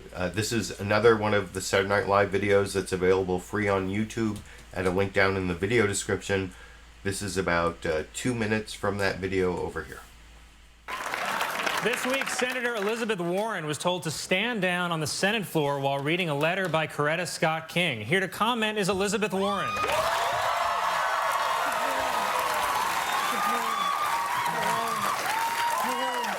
Good morning to you both, and thank you. This isn't going to be fun, but it is necessary, so let's dive right in. Yeah, let's do that. Now, Senator, how did you feel about being told to sit down by Mitch McConnell? Oh, well, he did try to shut me up, but nevertheless, I persisted in making Twitter my bee. I will never stop rooting out corruption, which brings me to my first point. Anchor Joe's. We'll begin with a simple yes or no question. It says here that you and Michael Che are credited as full cast members on this show. Is that correct? I'm sorry, are you questioning me? Or? Yeah, yet you only perform on a 10-minute segment entitled, I think I have it here, it's called Weekend Update. Is that, yes? That's correct, yes. And yet you collect the same paycheck of a cast member who appears throughout the entire show. That's interesting. Yeah, that's not really the way it works, Senator. And is it not also true that you are currently a board member for Goldman Sachs? That is not true. All right. No, why does everyone keep asking me that? Well, I think it is the hair. Okay. Now, it feels like you're always working. You're always on the job, Senator. Aren't there other Democrats who can help you out with this? Well, no, it's just me. It's me and Bernie and Schumer. That's Amy Schumer. Which brings me to my next order of business. Now, Anchor Joe's, is it not true that as a television personality, you receive freebies and swag bags from such companies as Pop Chips, Chapstick, and Jamba Juice? Okay, yeah, occasionally, yeah, we get free stuff, but we don't let it affect what we do. Right, Che? Nope. Yes, let the record show that Michael Che is currently guzzling a razzmatazz, a smoothie. Okay. That was like product placement on Saturday Night Live. They were like attacking product placement by actually engaging in product placement. That was like some weird meta joke, but I didn't think the jokes were that funny there, but I thought the impression of Elizabeth Warren was spot on pretty much by Kate McKinnon. She is like quite the performer, and I think they've been giving her, she even in a clip I didn't show from the cold open, she actually did an impression of Senator Jefferson Beauregard Sessions, the new U.S. Attorney General. But that's also, if you look down in the video description, there's a link to the Sean Spicer cold open, and that includes the Kate McKinnon Attorney General Jeff Sessions impression that you can look at if you're interested in that.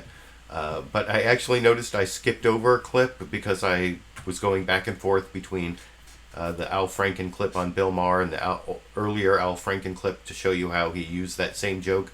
And when Al Franken was talking about Trump's delusional statements about all these people being bussed over into New Hampshire to from Massachusetts for voter fraud, that's why Kelly Ayotte lost and why Trump didn't win New Hampshire. Well, that wasn't just some statement from Donald Trump in the past to these senators. It was actually defended by his spokesperson, his senior advisor, Stephen Miller, in this clip from ABC's This Week with George Stephanopoulos that I mistakenly skipped over. This is clip 16, where he renews the whole voter fraud thing, and it's totally disingenuous, this argument. If you know the difference between voter registration fraud and fraud requires someone trying to fool someone, like a misrepresentation where you're saying something untrue to mislead someone, when a lot of these duplicate registrations or people who register by mistake and never vote, there's a very big difference between voter registration fraud, or some of this is just voter registration errors, and actual voter fraud where people vote who aren't allowed to vote. That's different from registration. But Stephen Miller, talking to George Stephanopoulos, tries to totally conflate the two, as I will discuss after you watch that clip I mistakenly skipped over earlier, clip number 16 over here. Let me move on, though, to the question of voter fraud as well. President Trump again this week suggested in a meeting with senators that thousands of illegal voters were bused from Massachusetts to New Hampshire, and that's what caused his defeat in the state of New Hampshire, also the defeat of Senator Kelly Ayotte. That has provoked a response from a member of the Federal Election Commission, Ellen Weintraub, who says, "I call upon the president to immediately share New Hampshire voter fraud evidence so that his allegations may be investigated promptly." Do you have that evidence? I've actually, having worked before on a campaign in New Hampshire, I can tell you that this issue of busing voters into New Hampshire is widely known by anyone who's worked in New Hampshire politics. It's very real. It's very serious. This morning on this show is not the venue for me to lay out all the evidence, but I can tell you this. Voter fraud is a serious problem in this country. You have millions of people who are registered in 2 states or who are dead or who are registered to vote, and you have 14% of non-citizens, according to academic research, at a minimum, are registered to vote, which is an astonishing statistic. You can't hold on a second. You just claimed again that there was illegal voting in New Hampshire, people bused in from the state of Massachusetts. Do you have any evidence to back that up? George, go to New Hampshire, talk to anybody who's worked in politics there for a long time. Everybody's aware of the problem in New Hampshire with respect to I'm asking you as the White House senior hold on a second. I'm asking you as the White House senior policy advisor. The president made a statement saying he was the victim of voter fraud, people being bused from Massachusetts and New Hampshire. The president was. Do you have any evidence? If this is an issue that interests you, then we can talk about it more in the future. And we now have our governance beginning to get stood up, but we have a Department of Justice and we have more officials. And the issue of voter fraud is something we're going to be looking at very seriously and very hard. But the reality is that we know for a fact you have massive numbers of non-citizens registered to vote in this country. Nobody disputes that. And many, many highly qualified people, like Chris Kobach, the Kansas Secretary of State, have looked deeply into this issue and have confirmed it to be true and have put together evidence. And I suggest you invite Chris Kobach onto your show, and he can walk you through some of the evidence of voter fraud in greater detail. All right, just for the record, you have provided absolutely no evidence. The president has made a statement. The White House has provided enormous evidence with respect to voter fraud, with respect to people being registered in more than one state, dead people voting, non-citizens being registered to vote. George, it is a fact, and you will not deny it, that there are massive numbers of non-citizens in this country who are registered to vote. That is a scandal. We should stop the presses, and as a country, we should be aghast about the fact that you have people who have no right to vote in this country, registered to vote, canceling out the franchise of lawful citizens of this country. That's the story we should be talking about, and I'm prepared to go on any show, anywhere, anytime, and repeat it and say the President of the United States is correct 100%. Well, you just repeated that. You just made those declarations, but for the record, you have provided zero evidence that the president was the victim of massive voter fraud in New Hampshire. You provided zero evidence. Anyone who's worked in New Hampshire politics is familiar with that issue. You have provided zero evidence that the president's claim that he would have won the popular vote if 3 to 5 million illegal immigrants hadn't voted. Zero evidence for either one of those claims. Well, it's Thanks a lot for joining us this morning. The non-citizen voting issue is pervasive and widespread, and we are going to protect our country from voter fraud. We're going to protect our borders from terrorism, and we're going to protect innocent men, women, and children from violent, criminal, illegal immigrants that need to be removed from this country. And our country will create jobs, safety, prosperity, and security, particularly for disenfranchised working people of every background, faith, and ethnicity in this country. You can start by providing evidence to back up your claims. Thanks for joining us this morning. Thank you. Up next, 2 Democrats taking... Well, I think George Stephanopoulos did a good job of pointing out over and over again that Stephen Miller was providing absolutely no evidence of voter fraud, although, like I said before I showed the clip, I think he could have done a little bit better job of showing the way that Stephen Miller was conflating voter registration fraud, or not even fraud, just like voter registration errors, like errors in state voter registration rolls, with actual voter fraud where people vote fraudulently, that's a whole different thing from what's on the registration rolls. That was something they did with the whole Acorn scandal years and years ago, back at the beginning of the Obama administration, where some of the people who worked for Acorn registering voters, like, put a whole bunch of fake voters into their registration. They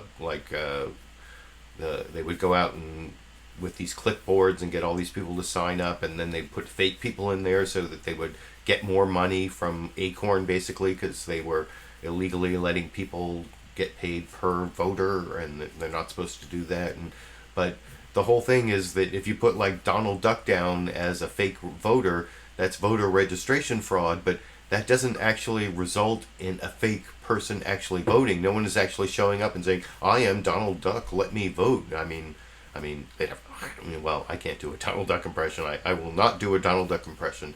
Maybe not. I've been doing what I've been calling the Toby the Turtle, but apparently is actually Cecil the Turtle. That there's no actual Mitch McConnell clips on tonight, so I guess I could. She was warned and she persisted. Yup. That would be from the whole Elizabeth Warren thing, but that's my Cecil the Turtle impression, apparently, not Toby the Turtle, because I was corrected on that in the comment section, and I looked it up, and it seemed like it was actually Cecil the Turtle from Bugs Bunny and not Toby the Turtle, which was a whole different animal, so to speak. But as I said, I played these clips out of order, and I want to show one more Al Franken clip. As I said, he kind of joked around with Jake Tapper, and Jake Tapper made a couple jokes with him.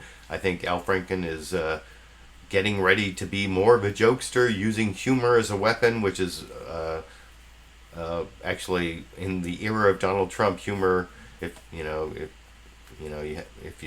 have to laugh if you don't want to cry, or I don't know, humor is actually a good weapon against someone who's so ridiculous and pompous in a lot of ways. And that isn't the subject of this next clip. It was actually where Jake Tapper tried to use humor, and you can tell me if you think if it was a good use of humor or it kind of falls flat, which sometimes is the case. This is the last Al Franken clip, I think. Talking to Jake Tapper about how Al Franken may actually step up and be a very big part of the resistance in a way I will discuss after we watch this quick clip together here. Possibility of you running for president, and there is buzz out there. I'm sure you've heard it. Yes. I wanted to ask you a personal question. Yes. Is there ever a time when you hear this buzz and you're at home, you look in the mirror, and you say to yourself, "I'm good enough, I'm smart enough, and doggone it, people like me. Maybe I should be president"? No, that's never happened. That has never happened. But I appreciate the shout out to my character, Stuart Smalley, which is an extremely popular character on Saturday night. Senator Franken, thank you so much for being here. Always good to have you, sir. Jake. Good to see you. Have a good Sunday. I don't know. That was did that fall flat? But the Stuart Smalley reference might have fallen flat. But the idea of Al Franken running for president, that is actually in some ways kind of appealing. That the way that Saturday Night Live has really gotten under the skin of Donald Trump, and to have a Saturday Night Live alum who could really challenge Donald Trump. And Al Franken is a very smart guy, and he even said at the beginning, this is actually the Al Franken millennium. That would be a, I don't know, I just started to think about that after watching this clip for the second or third time, and that's something to think about. I think that might actually be a good thing.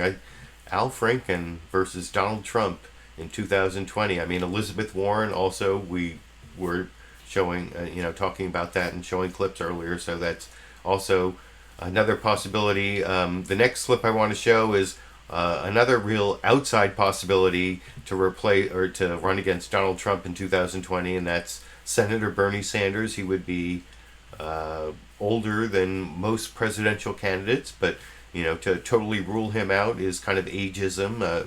Bill Maher's made that point regarding California the governor of California, Jerry Brown, in the past, who would have been a great presidential candidate if he wasn't, so old. And that's also a problem with Bernie Sanders. But he makes some of the same arguments that you can see Al Franken make on HBO's Real Time with Bill Maher if you watch his whole interview. at a link I put down in the video description about Donald Trump being delusional and a pathological liar, and there's a lot of evidence for that, and Bernie Sanders, I think, backs it up, as I will discuss after we watch that clip from, this is from NBC's Meet the Press talking to Chuck Todd this morning in clip number 20. Over here. Some of your former staffers, including Nick Brana, has a draft Bernie for a People's Party movement. Essentially, they want to start a new political party. In this statement, it said this: despite Bernie Sanders' monumental endeavor to bring people into the Democratic Party, people are leaving it by the millions. The collective efforts to reform the party cannot stem the tide of people who are going independent, let alone expand the Democratic base. What do you say to those efforts? Well, I say two things. Right now, we are in a pivotal moment in American history.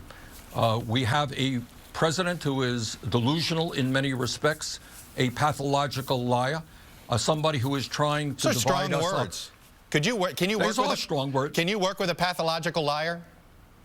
Well, it makes life very difficult, not just for me. And I don't mean, I know it is very harsh, but I think that's the truth. When somebody goes before you and the American people say 3 to 5 million people voted illegally in the last election, nobody believes that. There is not the scintilla of evidence. What would you call that remark? It's a lie. It's a delusion. But second of all, to answer your question, I think what we need to do right now is focusing on bringing the American people together around a progressive agenda. American people want to raise the minimum wage. They want to rebuild our crumbling infrastructure. They want the wealthiest people in this country to start paying their fair share of taxes. They want the United States to join the rest of the industrialized world and guarantee health care to all people as a right. So if the Democratic Party isn't that vehicle, then you would support something like that? But you still believe the Democratic Party is that vehicle? Right now, Chuck, I am working to bring fundamental reform to the Democratic Party, to open the doors of the Democratic Party to working people, to lower income people, to young people who have not felt welcome in the embrace of the Democratic Party. All right, I got to leave it there. Senator. So I think Senator Bernie Sanders does seem committed to the Democratic Party there, although his viability as a candidate, his viability as a candidate, I guess, is better than what I saw down in the comment section. Oh, what is it? What is going on? Oh, I don't know what that was about. Can you? Oh, here it is.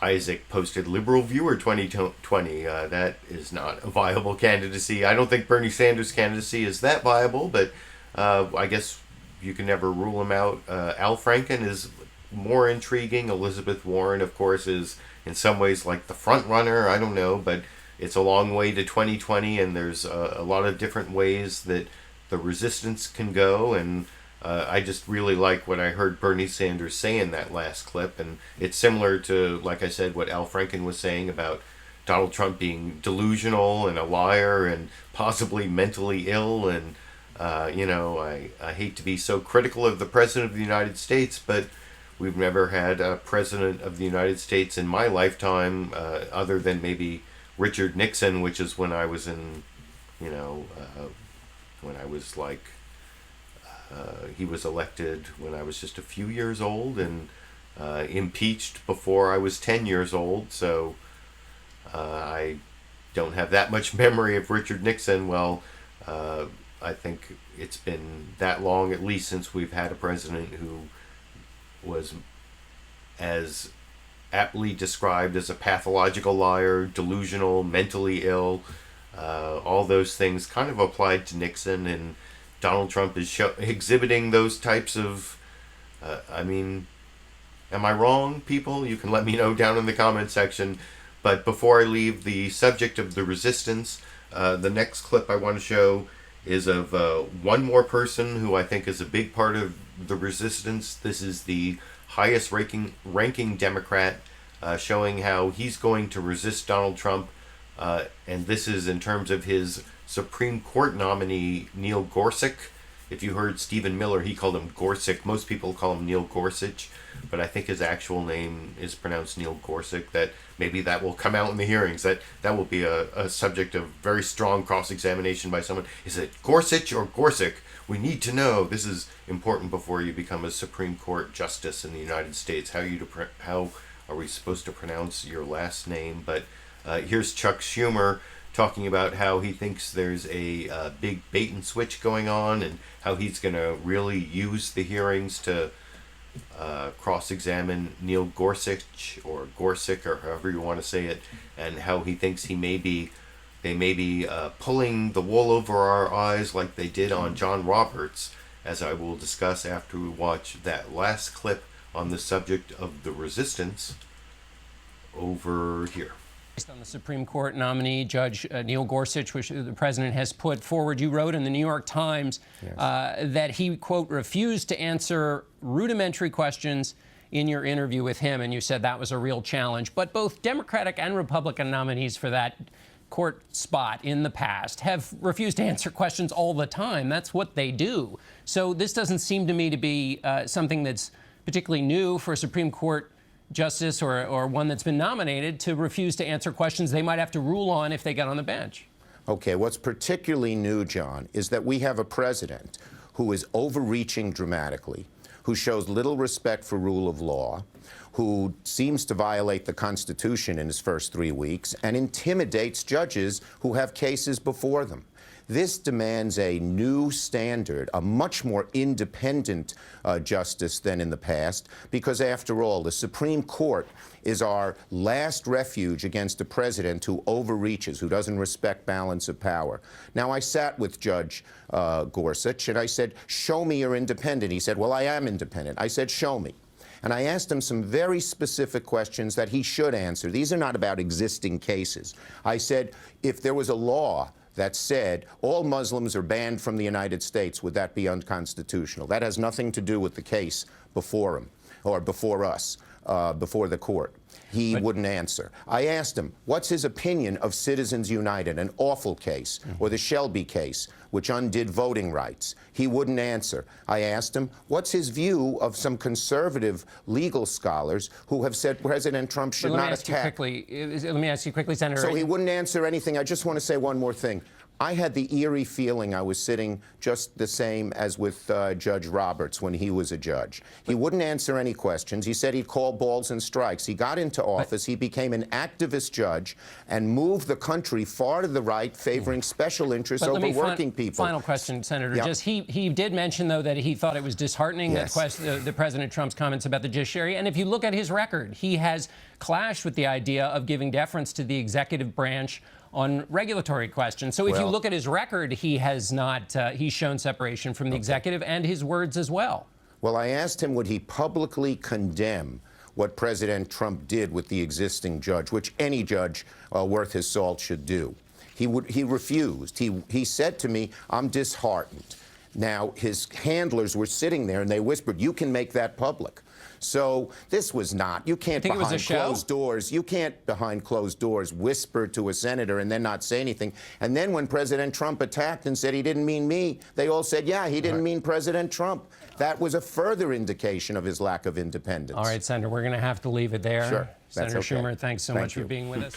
I really like what Senator Chuck Schumer did there at the end, where he explained the whole media strategy they had, where they had Neil Gorsuch, or Gorsuch, however you pronounce it, say he was disheartened by the comments attacking the judiciary from Donald Trump.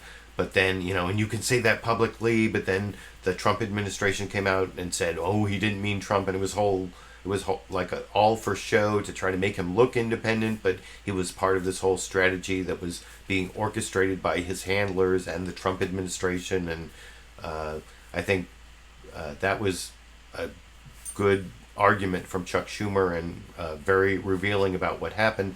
I don't know why John Dickerson was so intent on defending Neil Gorsuch and how, like, middle of the road and how pro separation of powers he is, and what a good judge he's gonna be. I've read a lot of things about him being very, he's kind of like Antonin Scalia, which, what do we, let's progress a little. Let's move the court a little to the left. We should have, Merrick Garland or anyway.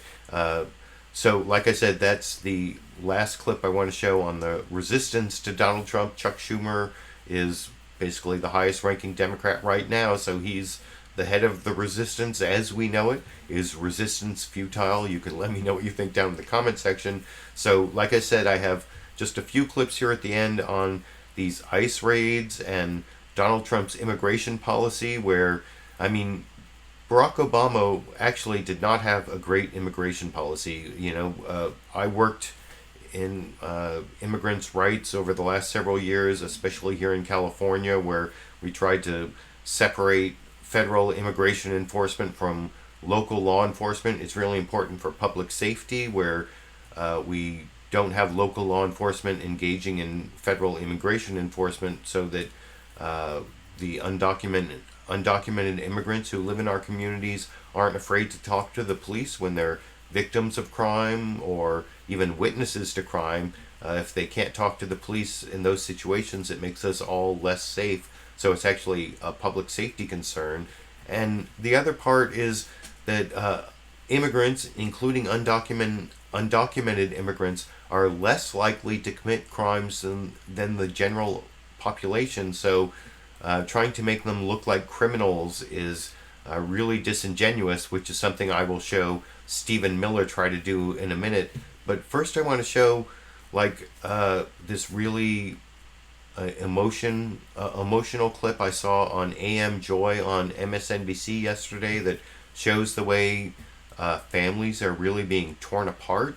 It's not like an abstract issue, it's hurting real people, and I couldn't explain it better than this 30-second clip from Joyanne Reid sort of teasing her following segment, which I'm not going to show anymore, just this 30-second clip that shows an American citizen, a little girl who's an American citizen who's being caused a lot of pain by these ICE raids that are going on, as I will discuss after we watch that clip together here. Later in the show, we'll talk to the family of a woman who's being called the first victim of Trump's immigration raids.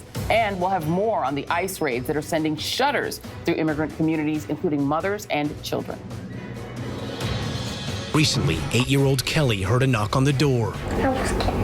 It was immigration officials with questions for Kelly's mother, who is undocumented. Kelly so traumatized she had a panic attack and was hospitalized. Her father has been detained. She is now terrified of losing her mother as well.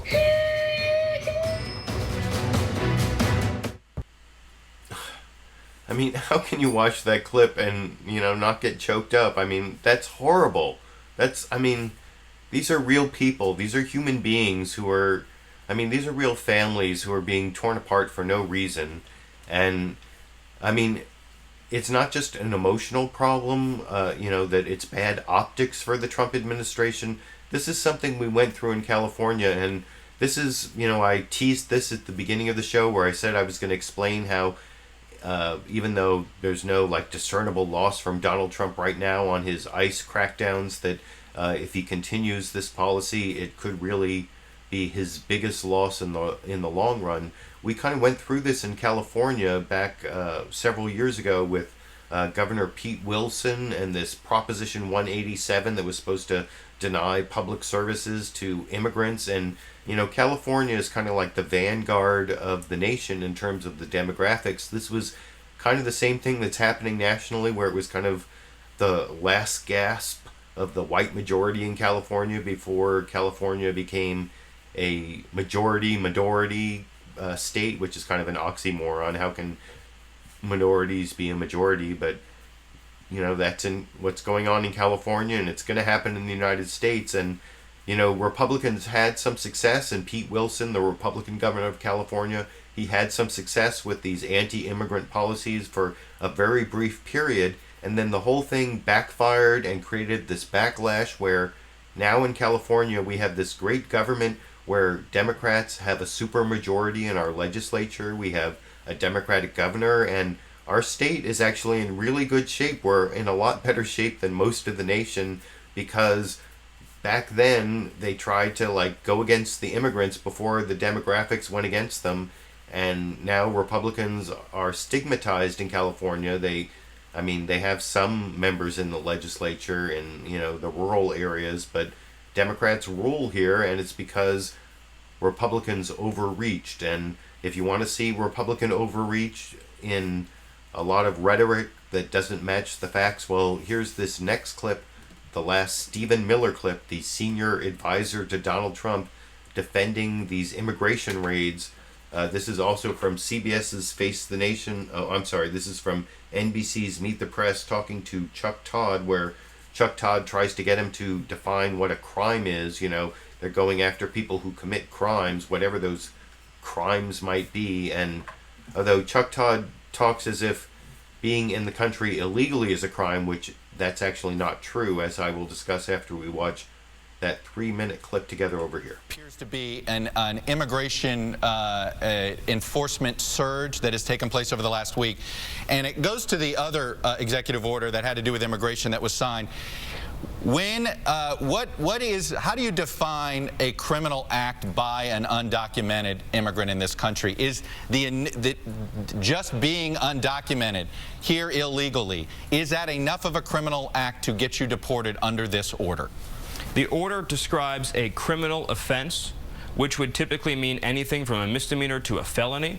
In particular, the emphasis is on crimes that threaten or endanger public safety. But as you well know, you cannot order a federal law enforcement officer in ICE any more than you can in the FBI or the DEA or the Marshal Service to ignore the laws of the United States. It would be highly unethical for me in the White House or anybody else to pick up the phone and call an ICE officer and say, well, when you encounter this particular felon, we'd like you to pretend the law doesn't exist. But I can tell you right now, there are enforcement actions happening all over this country in which gang members, drug dealers, sex offenders are being swept up. Felons. What about if the only crime they committed was being here illegally? Is that enough to be deported? Sean, an immigration judge makes those decisions. An ICE officer makes those decisions. I in the White House don't make those decisions. So you've not told them to prioritize or in either direction? If people don't like the immigration laws of the United States, they can reform them. Our emphasis is on deporting and removing criminal aliens who pose a threat to public safety. And I just want to say this. There's been a lot of coverage in the news about the effects of these enforcement actions on people who are here illegally. And that's an issue people are free to discuss. But what's more important and what should be discussed more is the lives that are being saved, Chuck. The American lives that are being saved because we're taking enforcement action. And when we didn't take those actions in the past, you have families like the Wilkerson family and the Root family and the Mendoza family who lost people they loved because we were more concerned about the effects of enforcement on people here illegally than on the well-being of lawful immigrants and U.S. citizens. So it sounds to me as if you're saying you did not tell ICE workers who to prioritize. No, that's not correct. I'm saying that in the White House, it would be improper for me to tell them to disengage from an enforcement action. The president has been clear, unequivocal, and explicit in saying that we're going to focus on removing individuals who pose a threat to public safety, including people who are gang members, who've been charged with criminal offenses, who've been multiple immigration violations, who've been deported and re-entered. I have a question. What would you say, Chuck? What would you say to a family member who lost someone they loved because an illegal immigrant who'd been deported 2 times and had a misdemeanor conviction was allowed to come back into the country a 3rd time because that wasn't deemed a priority and they lost someone they loved? Would you say, well, I'm sorry, it didn't meet our priority scale. We're going to focus on public safety and saving American lives, and we will not apologize for that. Before I let you go, does the president still have... So that is Stephen Miller, senior advisor to President Donald Trump, making a whole bunch of specious arguments about how immigrants are somehow criminals. And of course, Chuck Todd actually made the mistake of saying that, is simply being here, being undocumented, being here illegally, is that enough to be a crime? But actually, being in the country illegally is not a crime. It's a civil violation. If you come here on a valid visa but then overstay your visa, that's not a crime. It's just a civil violation. It's not even a speeding ticket. It's like, failing to file some paperwork in some administrative office or that kind of thing. I mean, the biggest consequence is if you overstay your visa, you can be if you leave the United States, you can be barred from returning for, I think, like 5 years. I looked at this. That's like the administrative punishment, but it's not a criminal offense at all. If you that a misdemeanor. It was about this case, the person deported by Donald Trump to at issue on CNN State of the Union. Jake Tapper over here. I want to start by asking you about the ICE raids, because it seems untrue that all of those being deported are dangerous individuals. Let's posit that deporting dangerous people who are here in this country illegally is a good thing. But one of those deported was Guadalupe Garcia de Rayos. In 2008, she illegally used someone else's social water park, charged with a felony. The mayor of Phoenix, Greg Stanton, put out a statement after she was removed from the U.S. saying, quote, ICE is spending its energy deporting a woman with 2 American children who has lived here for more than 2 decades.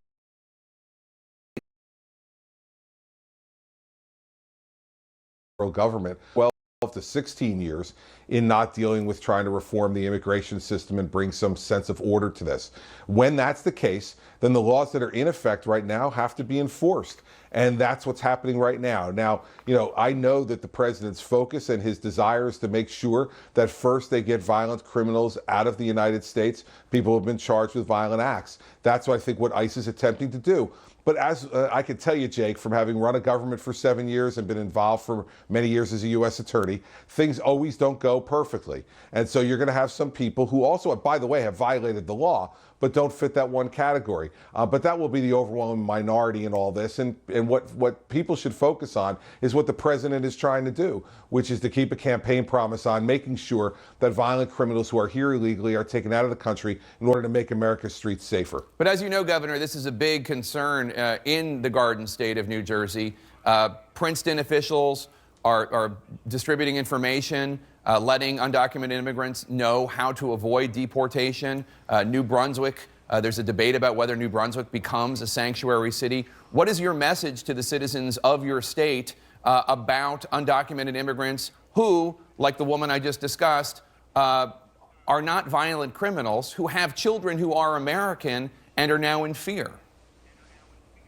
Well, Jake, first off, it should be surprising to no one that institutions like Princeton University, where, by the way, I'm a member of the board as governor of New Jersey, are going to take a very progressive, liberal position towards this, and will try to grandstand this during a time of political debate. Listen, our position has been the same all along. The federal government should be enforcing federal law. And they have to make clear that federal law will be enforced. If that's the president's desire, then he should go ahead and make sure that that's done. On the state level, we're doing the things that we've always done in New Jersey to try to keep our streets safe. That's why our prison population is at an all-time low, and crime declined again in New Jersey this year. So we're doing what we need to do at the state level to keep people safe, and the federal government should be enforcing federal law, and if they don't like the federal law, then they should go to Congress and get it changed. Let's turn to Russia. CNN has...